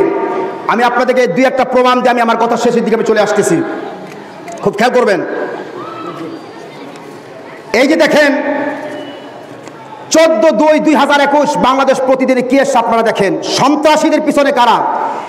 সিরিয়ায় 2টা গ্রুপ আছে, একটা সরকারি গ্রুপ আর একটা বিরোধী দল, যারা দেখেন কি বলা হয়, তাকফিরি সন্ত্রাসী গোষ্ঠী, দায়েশ বলা হয় আরবিতে। সেখানে এসছে পশ্চিমা গোয়েন্দারা ওই সন্ত্রাসীদেরকে সাহায্য করছে কি করার জন্য? মসজিদ, গির্জা, বিভিন্ন ধর্মীয় প্রস্তার আক্রমণ করার জন্যে। গোয়েন্দারা কোন দেশ? আমেরিকা, ব্রিটেন এবং ফ্রান্স এবং তাদের মিত্ররা একজোট হয়ে, তাদের গোয়েন্দারা একজোট হয়ে সেই দায়েশ সন্ত্রাসীদের সাথে হাত করে মসজিদ, মাদ্রাসার, গির্জায় আক্রমণ করার জন্য তারা লেগেছে। দোষ দেবে শেষ পর্যন্ত যে মুসলমানরা করেছে। কারা করেছে বলেন? গোটা বিশ্বব্যাপী যত সন্ত্রাসী, আমি লিখে রাখেন আপনারা, গোটা বিশ্বব্যাপী যত সন্ত্রাস হচ্ছে সব হিন্দু, খ্রিস্টান, বৌদ্ধ, ইহুদি এবং মুসলমানদের সমাজে মুনাফিকরা ঐক্যবদ্ধ হয়ে কাজগুলো নিজেরা করে মুসলমানদের উপর চাপাচ্ছে এগুলো। আপনারা দেখেন ভারতের কি বলে আমাদের মায়ানমারে, এই মায়ানমারে রোহিঙ্গাদেরকে যে তাড়িয়েছে, আপনারা জানেন কেন তাড়িয়েছে? এই যে দেখেন Rohingya, Arakan Rohingya salvation army একটা দল তারা গঠন করেছে, সেনাবাহিনী নিজেই গঠন করে তাদের দ্বারা বিভিন্ন জায়গায় হামলা করিয়ে দোষ দিয়েছে মুসলমানদের, যেন মানুষ বোঝে এরা সন্ত্রাসী, এদেরকে দেশ থেকে বের করতে হবে। এই কাজগুলো সেনাবাহিনী নিজে করে মুসলমানদের চাপিয়ে দিয়ে মুসলমানদের বাইরে করে একটা ষড়যন্ত্র তারা করেছে। দেখেন তারা আস্তে আস্তে সমস্ত রোহিঙ্গাদের তারা বের করে দিচ্ছে। কি বলে ঠিক কিনা? গোটা বিশ্বব্যাপী আজকে ওরা নিজেরা সন্ত্রাস করে মুসলমানদের তাকাচ্ছে। এই যে মোদি আসছে বাংলাদেশে, আমি কারো বিপক্ষে না, সে আসুক, তার ব্যাপার। ভারতে যখন কিছুদিন আগে নাগরিকত্ব বিল নিয়ে আলোচনা চলছিল, এই যে কালের কণ্ঠ তাকান, 2012-2019 কালের কণ্ঠে এসছে, মোদির দলের লোকেরা, বিজেপির লোকেরা তারা মাথায় টুপি পরে, লঙ্গি পরে, মুসলমানদের পাঞ্জাবি পরে ট্রেনের মধ্যে আক্রমণ করেছে আর দোষ চাপিয়েছে মুসলমানদের উপরে। এই দেখে আমার কাছে প্রমাণ আছে, কালের কণ্ঠ পড়ে দেখেন। এক কথায় যত জায়গায় সন্ত্রাস হবে আর জঙ্গিবাদ যত জায়গায় হবে, সব কিছু তারা দোষ চাপাবে মুসলমানদের উপরে। আমাদের স্বরাষ্ট্রমন্ত্রী একটা কথা তিনি বলেছেন, কি বলেছেন? আজকে বামপন্থী কাফের যেগুলা টিভিতে দেখবেন, বিভিন্ন জায়গায় দেখবেন, এরা ঘুরে ফিরে এসে দোষ দেবে যে মাদ্রাসার মধ্যে জঙ্গি তৈরি হয়। কি বলে ঠিক কিনা? বলে কিনা বলেন? দাড়ি আর টুপি দেখলে হলো জঙ্গিবাদ। কি বলেন ঠিক কিনা? যেখানে যাবেন ঘুরে এসে সব এসে পড়বে মাদ্রাসার মসজিদে যে এইখানে জঙ্গি তৈরি হয়। আপনাদের এইখানে মাদ্রাসা আছে? আমি জিজ্ঞেস করি, আমি চ্যালেঞ্জ, বাংলাদেশের যে কোনো মাদ্রাসা আপনারা যাবেন, গভীর রাতে যাবেন, গোয়েন্দা লোক দেখে বলছে আপনারা যাবেন, চ্যালেঞ্জ করলাম আপনাদেরকে, রাত 4টার সময় গিয়ে দেখবেন ছেলেরা তাহাজ্জুদের নামাজ পড়ে, কোরআন তেলাওয়াত করে।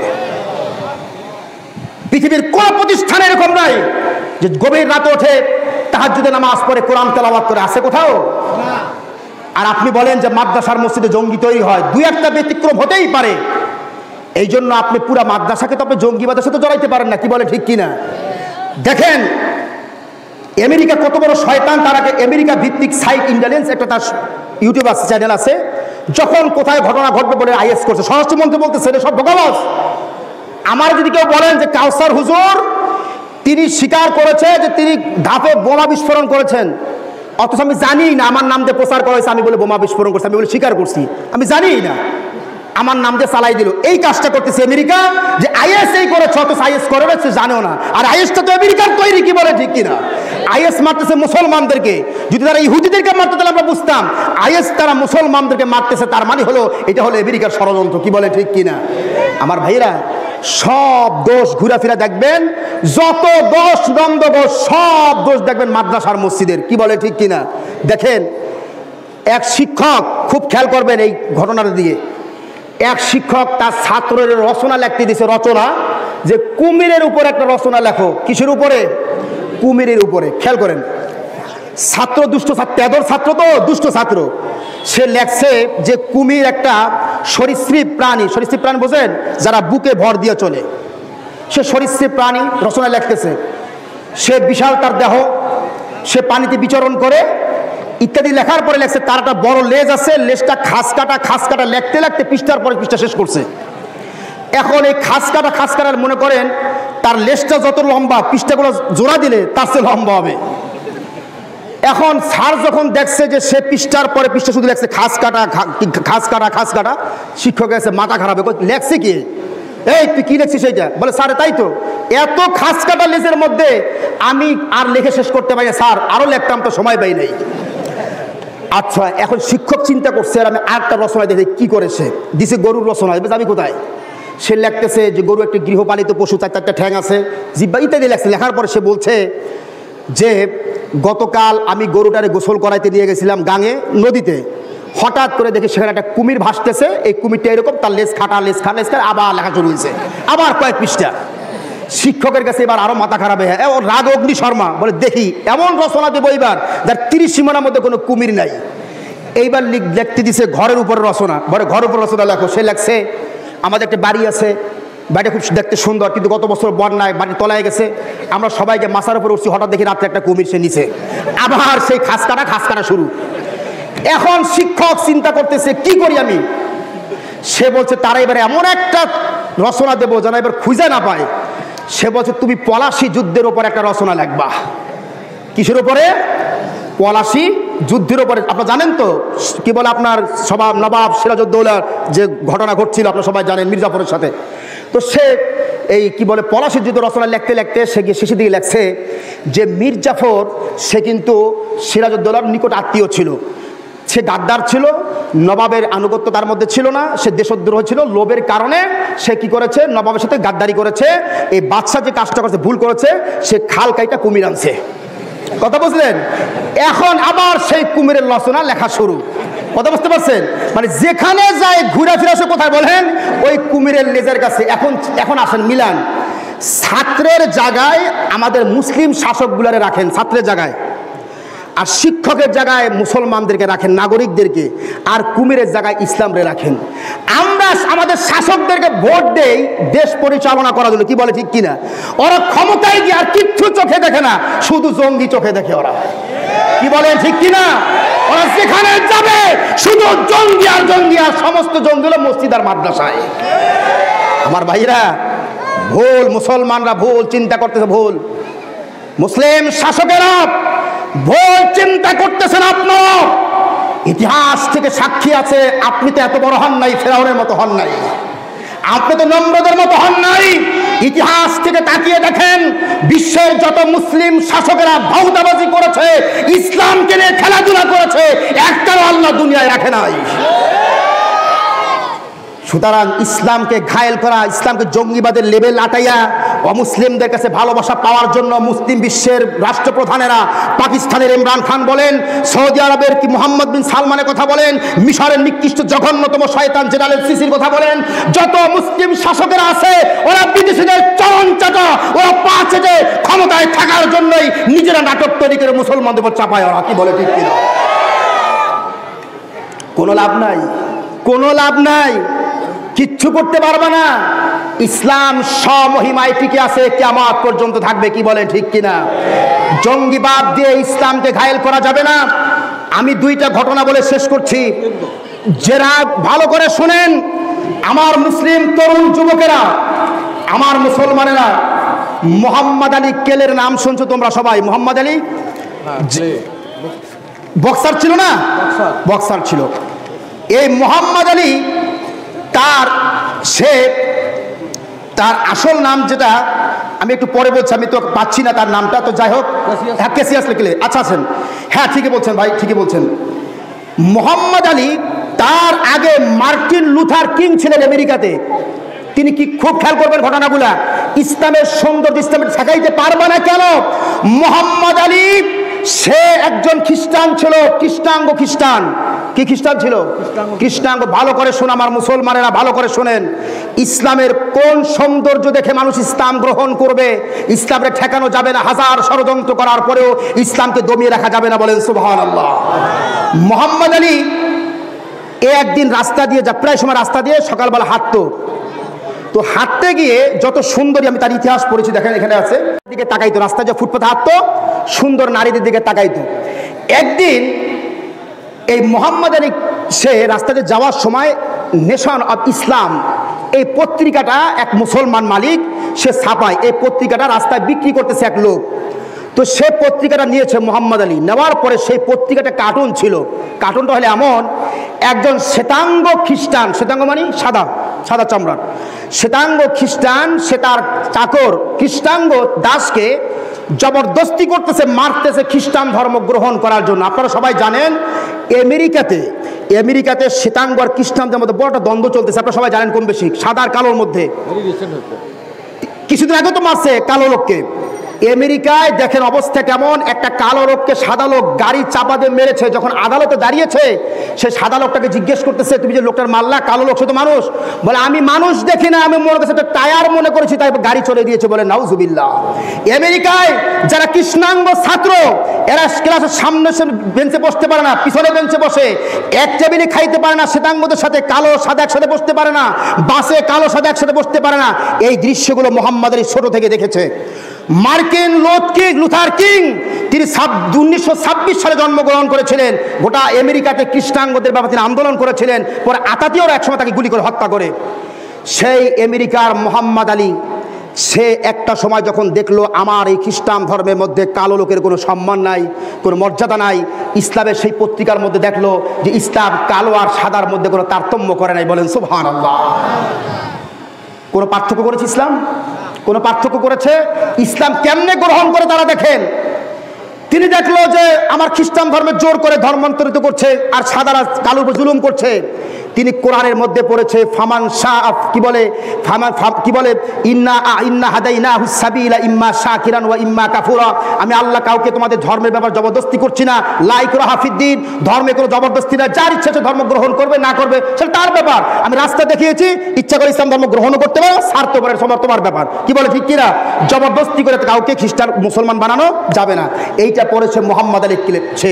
পড়ার পরে এই মোহাম্মদ আলী বলছে যে আমি বিশ্বাস করছি এই পৃথিবীতে শ্রেষ্ঠ যদি কোনো ধর্ম থাকে যেখানে বর্ণ বৈষম্য, বর্ণ বিদ্বেষী কোনো মনোভাব নাই, তো সেই ধর্মের নাম হচ্ছে ইসলাম ধর্ম। বলেন সুবহানাল্লাহ। তিনি ইসলাম গ্রহণ করেছেন।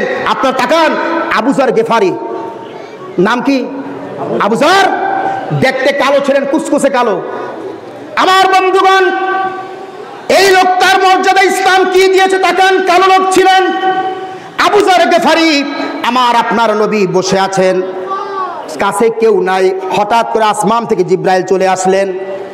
শুধু জিব্রাইল আর আমার রসুল। ইতিমধ্যে আবু যর গেফারি কালো মানুষটা আমার রসুলের সামনে গিয়ে উপস্থিত। হযরত জিব্রাইল বলছে ইয়া রাসূলুল্লাহ, ইনি হচ্ছেন আবু যর। বলেন সুবহানাল্লাহ। জিব্রাইল বলছে ইনি হচ্ছেন কে? আবু যর গেফারি। আমার রসুল হতবাক হয়ে গেলেন। আমার রসুল জিব্রাইলকে বললেন, ও ভাই জিব্রাইল, তুমি আবু যর গেফারির চিনলা কিভাবে? সে তো আমার উম্মত, সে জমিনের বাসিন্দা, আর তুমি হলো আকাশের বাসিন্দা, তুমি ফেরেশতা, তারে চিনলা কিভাবে? জিব্রাইল জবাব দিচ্ছে, ইয়া রাসূলুল্লাহ, আবু যর গেফারিকে আপনারা যতটা চেনেন জমিনের লোকেরা, আমরা আসমানের লোকেরা তার চাইতে বেশি তাকে চিনি। বলেন সুবহানাল্লাহ। রসুল তো কথা তার বন্ধ হয়ে গেছে। বলে কয় কি? আমাদের চাইতে তোমরা তাকে বেশি চেনো? আমার রসুল জিজ্ঞেস করলেন, আবু যরের মধ্যে এমন কোন গুণ আছে বলো তো, যার কারণে আকাশের বাসিন্দা তোমরা আবু যরকে চিনো? জিব্রাইল বলছে, আবু যরের মধ্যে দুইটা গুণ আছে। কয়টা গুণ? দুইটা গুণ আছে, যে দুইটা গুণের কারণে সে কালো কি সাদা আমরা দেখি নাই, এত দুইটা গুণ আছে যে দুইটা গুণের কারণে আমরা আকাশের সকল ফেরেশতা তাকে চিনি। বলেন সুবহানাল্লাহ। আমার রাসূল জিজ্ঞেস করলেন দুইটা গুণ কি? খেয়াল রাখবেন। এক নম্বর গুণ হলো আবু যর গেফারির মধ্যে কোনো অহংকার নাই। বলেন সুবহানাল্লাহ। যারা অহংকারী এদিকে আল্লাহ দেখতে পারে না, ঘৃণা করেন এদেরকে। দুই নম্বরে আবু যর গেফারির গুণ হলো তিনি সবসময় সূরা ইখলাসটা বেশি বেশি তেলাওয়াত করেন। বলেন সুবহানাল্লাহ। এই দুইটা গুণের কারণে আকাশের সমস্ত বাসিন্দারা তাকে আমরা চিনি। বলেন সুবহানাল্লাহ। তাহলে ইসলামে বেলাল কালো ছিলেন না সাদা ছিলেন? কালো ছিলেন। আমার নবী যেদিন তাকে মক্কার মুয়াজ্জিন বানাইলেন, বানানোর পরে কাফের লিডাররা রাসূলকে বলল, মুহাম্মদ তুমি আর লোক পাও নাই, এত বড় দামি একটা ঘরে একটা কাউরে বানাইছো, এরকম ব্যবহার তারা বলছে রাসূলকে। আরবিতে, বাংলা বলছি আমি, একটা কাকের মতো কালাল একটা লোক রে, তুমি মসজিদে, এই মসজিদে খানায় কাবার মুয়াজ্জিন তুমি বানিয়েছো, আমাদের আর দেখার কি বাকি থাকলো? তাইলে আল্লাহ রাগ হয়েছেন। রাসূল শোনো, ইন্না আকরামাকুম ইনদাল্লাহি আতকাকুম, আমি আল্লাহর কাছে কে সাদা আর কে কালো আমি আল্লাহ দেখি না, আমি দেখি আমি আল্লাহকে সবচেয়ে বেশি কে ভয় করে তার সম্মান আমাকে সবচেয়ে বেশি। বলেন সুবহানাল্লাহ। রাসূল যখন মেরাজের রজনীতে যখন আকাশ ভ্রমণ করেছেন, জান্নাত জাহান্নাম রাসূল দেখছেন, তার সামনে জুতার আওয়াজ শোনা যাচ্ছে বেলালের। আমার রাসূল বলছেন, বেলাল তোমার তো ভাগ্য অত্যন্ত ভালো, আমি জান্নাতে গিয়েছি, আমার সামনে দেখি তুমি আমার উটের রশিটা ধরে আছো, সে আওয়াজ পাওয়া যাচ্ছে। বলেন সুবহানাল্লাহ। তোমার এত সম্মান কারণ কি আমল করো? বেলাল বলছে আমার তেমন কোনো আমল নাই, আমি শুধুমাত্র যখন অজু করি, অজু করার পরে 2 রাকাত নামাজ পড়ি তাহিয়াতুল ওযু। রাসূল বলছে এই জন্য আল্লাহ পাক তোমাকে সম্মান দান করেছেন। বলে সুবহানাল্লাহ। ইসলাম কালো আর সাদা ইসলাম দেখে নাই। এই যে অন্য ধর্ম দেখেছে, হিন্দু ধর্মের মধ্যে ব্রাহ্মণ আর সাধারণ হিন্দু এক গ্লাসে পানি খাইতে পারবে না, কি বলে ঠিক কিনা? আর আমাদের মুসলমান ধর্মে কোন কুলাঙ্গার ইমাম যদি হয় তার কথা বাদ, এই শয়তান মার্কা ইমাম যদি কেউ থাকে যে মসজিদের মধ্যে তার সে বড় লোকের সামনে দিবে আর গরিবদের পিছনে দিবে, এই ভাব যদি কারো থাকে, ওই ইমামের পিছনে নামাজ পড়া জায়েজ নাই, তারা সরাই দেবেন মসজিদ থেকে। এক কাতারে ইসলাম শিখিয়েছে রাষ্ট্রপ্রধান যেখানে দাঁড়াবে তার পাশে যদি কোনো কেউ দাঁড়ায় মেথর, তাকে জায়গা দিতে হবে রাষ্ট্রপ্রধানের, কি বলে ঠিক কিনা? সুলতান মাহমুদ গজনবী রহমতুল্লাহি আলাইহি নাম শুনেছেন, শাসক ছিলেন। আফগানিস্তানের গজনিতে তার মাজার রয়েছে, গোটা ভারতবর্ষ তিনি লড়েছেন। সুলতান মাহমুদ গজনবী রহমতুল্লাহ আলাইহি, হিন্দুরা এদেশের হিন্দুরা দলাদল ইসলাম গ্রহণ করেছে কেন? আমরা এত লোক এদেশে মুসলমান ছিল না, হিন্দুরা ইসলাম গ্রহণ করেছে কেন? হিন্দুরা ইসলামের সৌন্দর্য দেখে ইসলাম গ্রহণ করেছে, বলেন সুবহানাল্লাহ। তারা সুলতান মাহমুদ আর তার আয়াস, তার চাকর, হিন্দুরা জানলার ফাঁক দিয়ে দেখতেছে যে আয়াস যেখানে দাঁড়ানো, সুলতান মাহমুদ গজনবী সেইখানে দাঁড়ানো, পাশে 2 জন দাঁড়িয়ে নামাজ পড়তেছে। এই দৃশ্য যখন তারা দেখেছে তখন তারা বুঝেছে এটা আমাদের হিন্দু ধর্ম না, এটা ইসলাম ধর্ম। রাজা আর ফকির একই কাতারে দাঁড়াবে, বলেন সুবহানাল্লাহ। একই সাফ মে খড়ি হো গই মাহমুদ আয়াস, एक ही सफ में खड़ी हो गए महमूद आयास, न कोई बंदा रहा न कोई बंदा नवाज। एक ही सफ में खड़ी हो गए महमूद आयास, एक एक কাতারে দাঁড়িয়েছে সুলতান মাহমুদ গজনবী, আর ওই পাশে দাঁড়িয়েছে আয়াস। 2 জন বান্দা হয়েছে কার? বলেন আল্লাহর। কোনো ভেদাভেদ নাই। এই দৃশ্যগুলো দেখে হিন্দুরা ইসলাম গ্রহণ করেছে যে মুসলমানদের মধ্যে কালো সাদা, রাজা ফকির, আমির ফকিরের কোনো ভেদাভেদ নাই, সব বান্দাকার, বলেন আল্লাহ। এই সৌন্দর্য ইসলামের, এগুলো ইসলাম শিখিয়েছে। 3 নম্বর, আমার সময় তো খুব কম, তো আমি এদের চেষ্টা করছি। আপনারা দেখেন আমার ভাইয়েরা, আমেরিকা এবং আপনার কি বলে এই পাশ্চাত্য ইউরোপের যারা আছে শয়তানেরা, এরা ইসলামকে ঠেকাবার চিন্তা করছে। আমি এখন যুবকদের কিছু কথা টাচ দিব এবং মা বোনদের ব্যাপারে খুব খেয়াল করে শুনবেন। আমি ওয়াজের শুরুতে বলেছিলাম যে যত বেশি আধুনিক, যে যত বেশি আলটা, তত দেখবেন ইসলাম থেকে দূরে, কি বলে ঠিক না? আজকে আমাদের মেয়েরা, আমাদের মা বোনেরা, এদের পোশাক, এদের চালচলন, এরা অধিকাংশগুলো নায়িকাদের মধ্যে হইতে চাবে, যা করার না কোন, কি বলে ঠিক কিনা? দেখবো হলিউড, ভারতের বলিউডের নায়িকারা কেমন পোশাক পরে, আমেরিকার হলিউডেরা কেমন পরে, বাংলাদেশের নাম কি ঢালিউড না? এইগুলা কোন তালের পোশাক পরে আমাদের মেয়েরা শুধু ওইগুলো ফলো করে, কি বলে ঠিক কিনা? দেখবেন একটা পোশাক বাইরেছে ভারত থেকে, আমি ওই সমস্ত নায়ক নায়কের নাম নিতে চাই না, ওগুলা আমার রুচিতে বাধে। ওরা কোন পোশাক পরছে, এরা দেখবেন ঠিক ওই পোশাকটা বানাবে। বোরকা একটা বানাইতেছে, মনে রাগ করেন না কেউ, বোরকা তো পর্দার জন্য কয়জন করে আল্লাহ ভালো জানেন। বোরকাটা এখন ফ্যাশন হয়েছে, কি হয়েছে বলেন? ইরানে কেমনে বানাইলো, ওই রে কেমনে বানাইলো, বোরকা এখন ফ্যাশনের জন্য পরে, পর্দার জন্য পরে না। দেখুন 2012-তে, কততে? 2012-তে, খেয়াল করেন এদিকে, যুগোস্লাভিয়া, চেক প্রজাতন্ত্র, চেক প্রজাতন্ত্রের একজন মেয়ে, তার নাম হচ্ছে মার্কেটা কোরিনকোভা, তার নাম। আপনার নেটের চার্জ দিয়ে ঢুকবেন, যুগোস্লাভিয়া দিয়ে পাবেন। এই মেয়েটা 2012 সালে ইটালিতে অনুষ্ঠিত বিশ্ব সুন্দরী হয়েছিল। বিশ্ব সুন্দরী সে 2012 সালের মিস ওয়ার্ল্ড ছিলেন তিনি। খেয়াল, আমি তার কথাই আমি আপনাদের শোনাচ্ছি। সে কি বলছে দেখেন, আমার পুরুষ সঙ্গীর আমার কোনো অভাব ছিল না। বিশ্ব সুন্দরী তো, পুরুষ সঙ্গীর আমার কোনো অভাব ছিল না, যার সাথে আমি তার সাথে বিস্তায় গিয়েছি। আমার মদের অভাব ছিল না, আমার মুসলিম তরুণ তরুণীরা আমি তোমাদেরকে বলছি, তোমরা ঢাকাতে গিয়ে দেখো, ঢাকাতে গুলশান, বনানী, ধানমন্ডি, উত্তরাতে গভীর রজনীতে হোটেলের মধ্যে মদ আর নারী ছাড়া কিচ্ছু নয়। কি বলেন ঠিক কিনা? আমি বেশি খুচরা বলতে গেলে সমস্যা, ছোট বাচ্চারা আছে তো, ওটা পরে বললাম না। নাই বড় বিত্তশালী সন্তানেরা সারা রাত মদ, ডিজে ড্যান্স, তারপরে জুয়া, তাস, নারী সব নিয়ে ব্যস্ত তারা। এরা মনে করে এই দুনিয়াটা বুঝি সব কিছু। কি বলে ঠিক কিনা? আর আমাদের মতো সাধারণ যারা, এরা চেষ্টা করে ওদের মধ্যে কেমন হইতে পারি। বিশ্ব সুন্দরী তার কথা শোনো, সে বলছে আমার পুরুষ সঙ্গীর অভাব ছিল না, মদের অভাব ছিল না, আমার যত মাদক দ্রব্য কোনো কিছু অভাব ছিল না, কিন্তু আমার মনের মধ্যে কোনো শান্তি ছিল না। কি ছিল না? শান্তি ছিল না। এত সম্মান, বিশ্বে আমি সুন্দরীদের মধ্যে ফার্স্ট হয়েছি, আমার সম্মানের অভাব কোথায়? গাড়ি বাড়ি, টাকা পয়সা, পুরুষ সব ছিল আমার, কিন্তু আমার মনের মধ্যে কি ছিল না? বলে শান্তি ছিল না। আমি আমার এক বন্ধুর পরামর্শে, সে আমাকে পরামর্শ দিল, তুমি মনে শান্তি পাবা যদি ধর্ম নিয়ে চিন্তা করো। বলেন সুবহানাল্লাহ। এখন সে খ্রিস্টান, ক্যাথলিক, খ্রিস্টান ধর্ম পড়েছে, মনে শান্তি পায় না, যা উল্টাপাল্টা লেখা। হিন্দু সে পড়েই নাই, ওরা হচ্ছে আগে তার জানা আছে। ইসলাম ধর্ম যখন সে পড়েছে, তোমরা যুবকেরা চার্জ দিয়ে দেখবা, মার্কেটা করিন কবতার নাম, চার্জ দিয়ে ঢুকলে দেখবে এখন সে দুবাইতে আছে, পুরা হিজাব করে। এই মেয়েটা সব কিছু বাদ দিয়ে ইসলামকে ভালোবেসে সে ইসলাম গ্রহণ করে এখন সে দুবাইতে আছে। বলেন সুবহানাল্লাহ।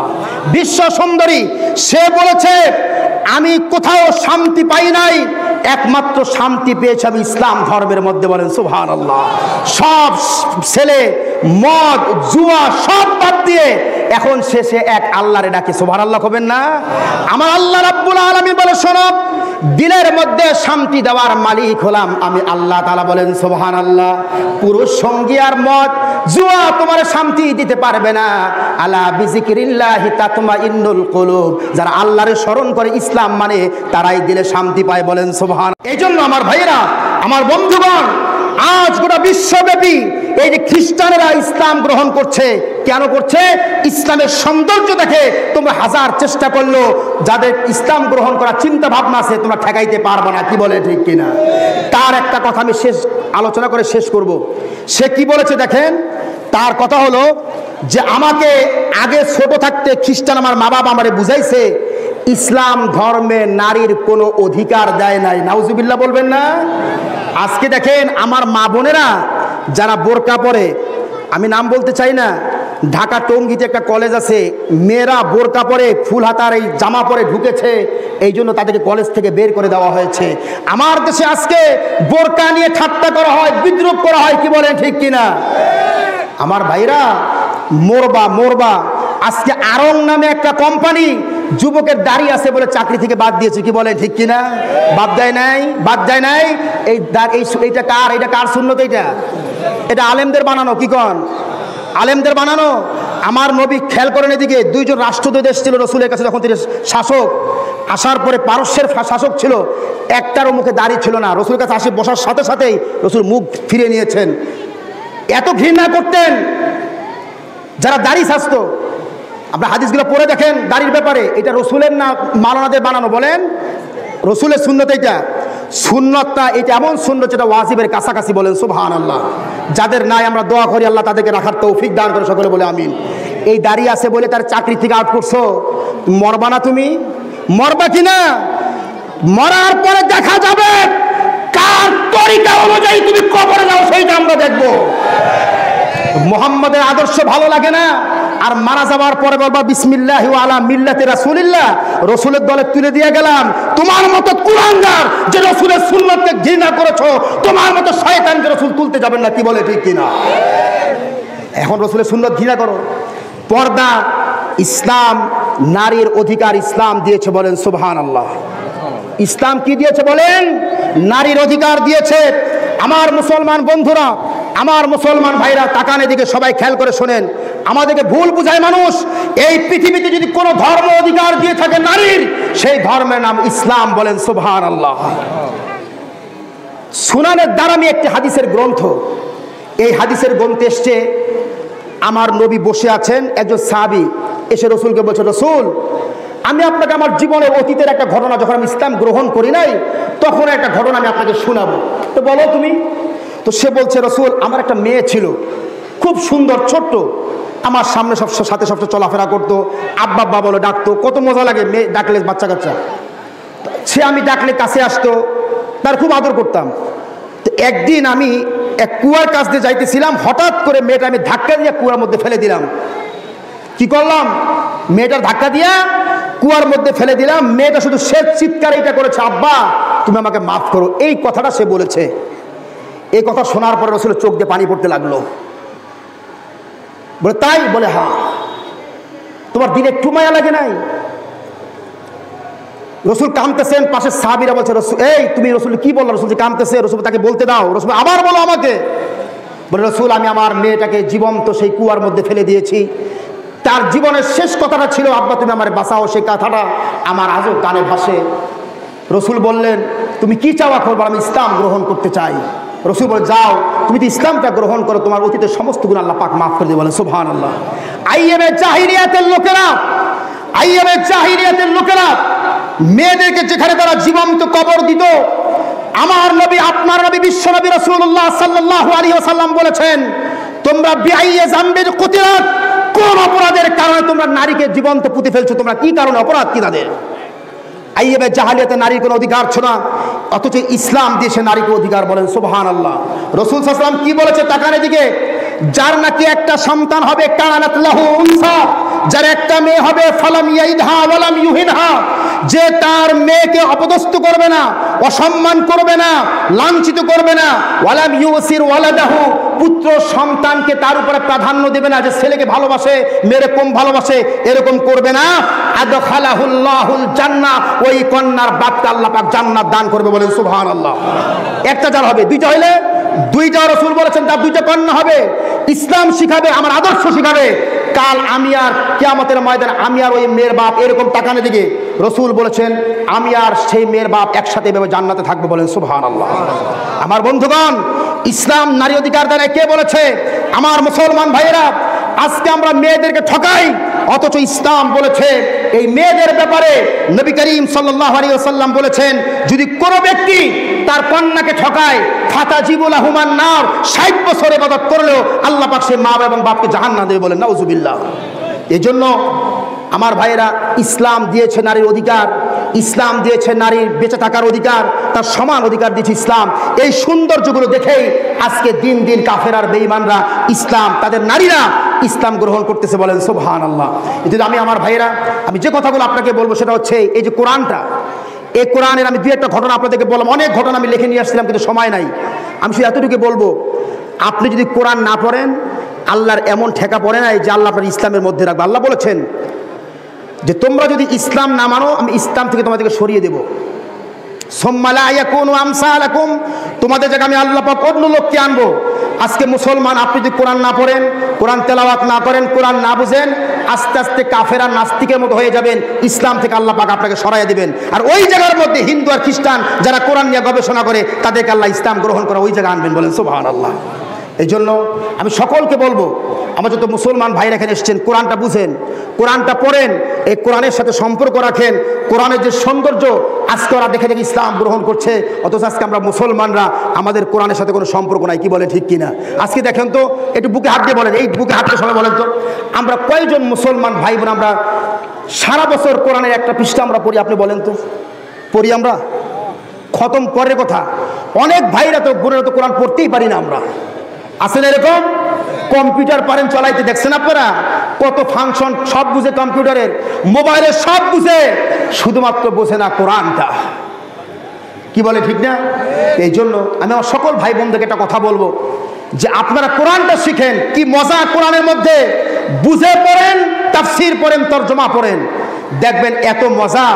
বর্তমান বিশ্বের সবচেয়ে বড় যিনি আলেমে দিন, পুরো ওয়ার্ল্ডের 600 বছরের ইতিহাসে এত বড় আলেম পৃথিবীতে আসেন নাই, যিনি পাকিস্তানের জাস্টিস তাকি ওসমানী, বিশ্ব ফিকহ একাডেমির সহসভাপতি। ওই ব্যক্তি, তার জীবনের ইতিহাস আমি পড়েছি, আমার ওস্তাদ বলেছেন, তার এত মনোযোগ ছিল পড়ালেখায়, সে এমনি এত বড় হয় নাই। যখন সে পড়ালেখা করতো, একটা দিন তার পিতা তার কাছে চাকর বলছে, আমার জন্য পানি নিয়ে আসো, আমার পড়তে পড়তে গলা শুকিয়ে যাচ্ছে। এত মনোযোগ ছিল। তার বাপ ছিল পুরা এশিয়া মহাদেশের সবচেয়ে বড় মুফতি, মুফতি শফি রহমতুল্লাহ আলাইহি, যিনি মারিফুল কোরআন লিখেছেন। তিনি টেস্ট করতে চেয়েছেন যে আমার ছেলের পড়ালেখার দিকে কতটা মনোযোগ। তিনি একটা বোতলের মধ্যে জাইতুনের তেল দিয়ে চাকরকে পাঠাইছে যে তাকিয়ে দিয়ে আসো। যখন তেলটা নিয়ে দিছে তাকি সাহেবের কাছে, তাকি সাহেব যখন মুখে গিলে পুরোটা গিলে ফেলেছে, তার সেই হুঁশ নাই, কিতাব দেখতেছে আর এক হাতে খাচ্ছে। তার সেই হুঁশটা ছিল না যে আমি পানি খাচ্ছি না আমি তেল খাচ্ছি। বলেন সুবহানাল্লাহ। এত মনোযোগ ছিল তার। এই জন্য গোটা পৃথিবীতে আজকে তিনি যে সিদ্ধান্ত দিবেন, তার সিদ্ধান্তের উপরে পৃথিবীর কোনো আলেম কোনো সিদ্ধান্ত দেয় না। বলেন সুবহানাল্লাহ। তিনি গোটা বিশ্বকে দি অথরিটি অফ সুন্নাহ একটা কিতাব লিখেছেন, গোটা বিশ্বকে তাক লাগিয়ে দিয়েছেন, গোটা পৃথিবীর খ্রিস্টানদের বিরুদ্ধে সবচেয়ে বড় হাতিয়ার। বলেন সুবহানাল্লাহ। এই জন্য আমার ভাইরা, কোরআনটা পড়েন, কোরআনটা বুঝেন, এই কোরআনের দিকে আসেন। এই কোরআনটা আপনাকে আমাকে সুন্দর সুন্দর কথা শিখাচ্ছে, সুন্দর আদর্শ শিখাচ্ছে। আল্লাহ তাআলা আমাদের সকলকে যেন এই কোরআনের উপর আমল করার তৌফিক দান করেন। সকল বলে আমিন। আসসালামু আলাইকুম ওয়া রাহমাতুল্লাহি ওয়া বারাকাতুহু।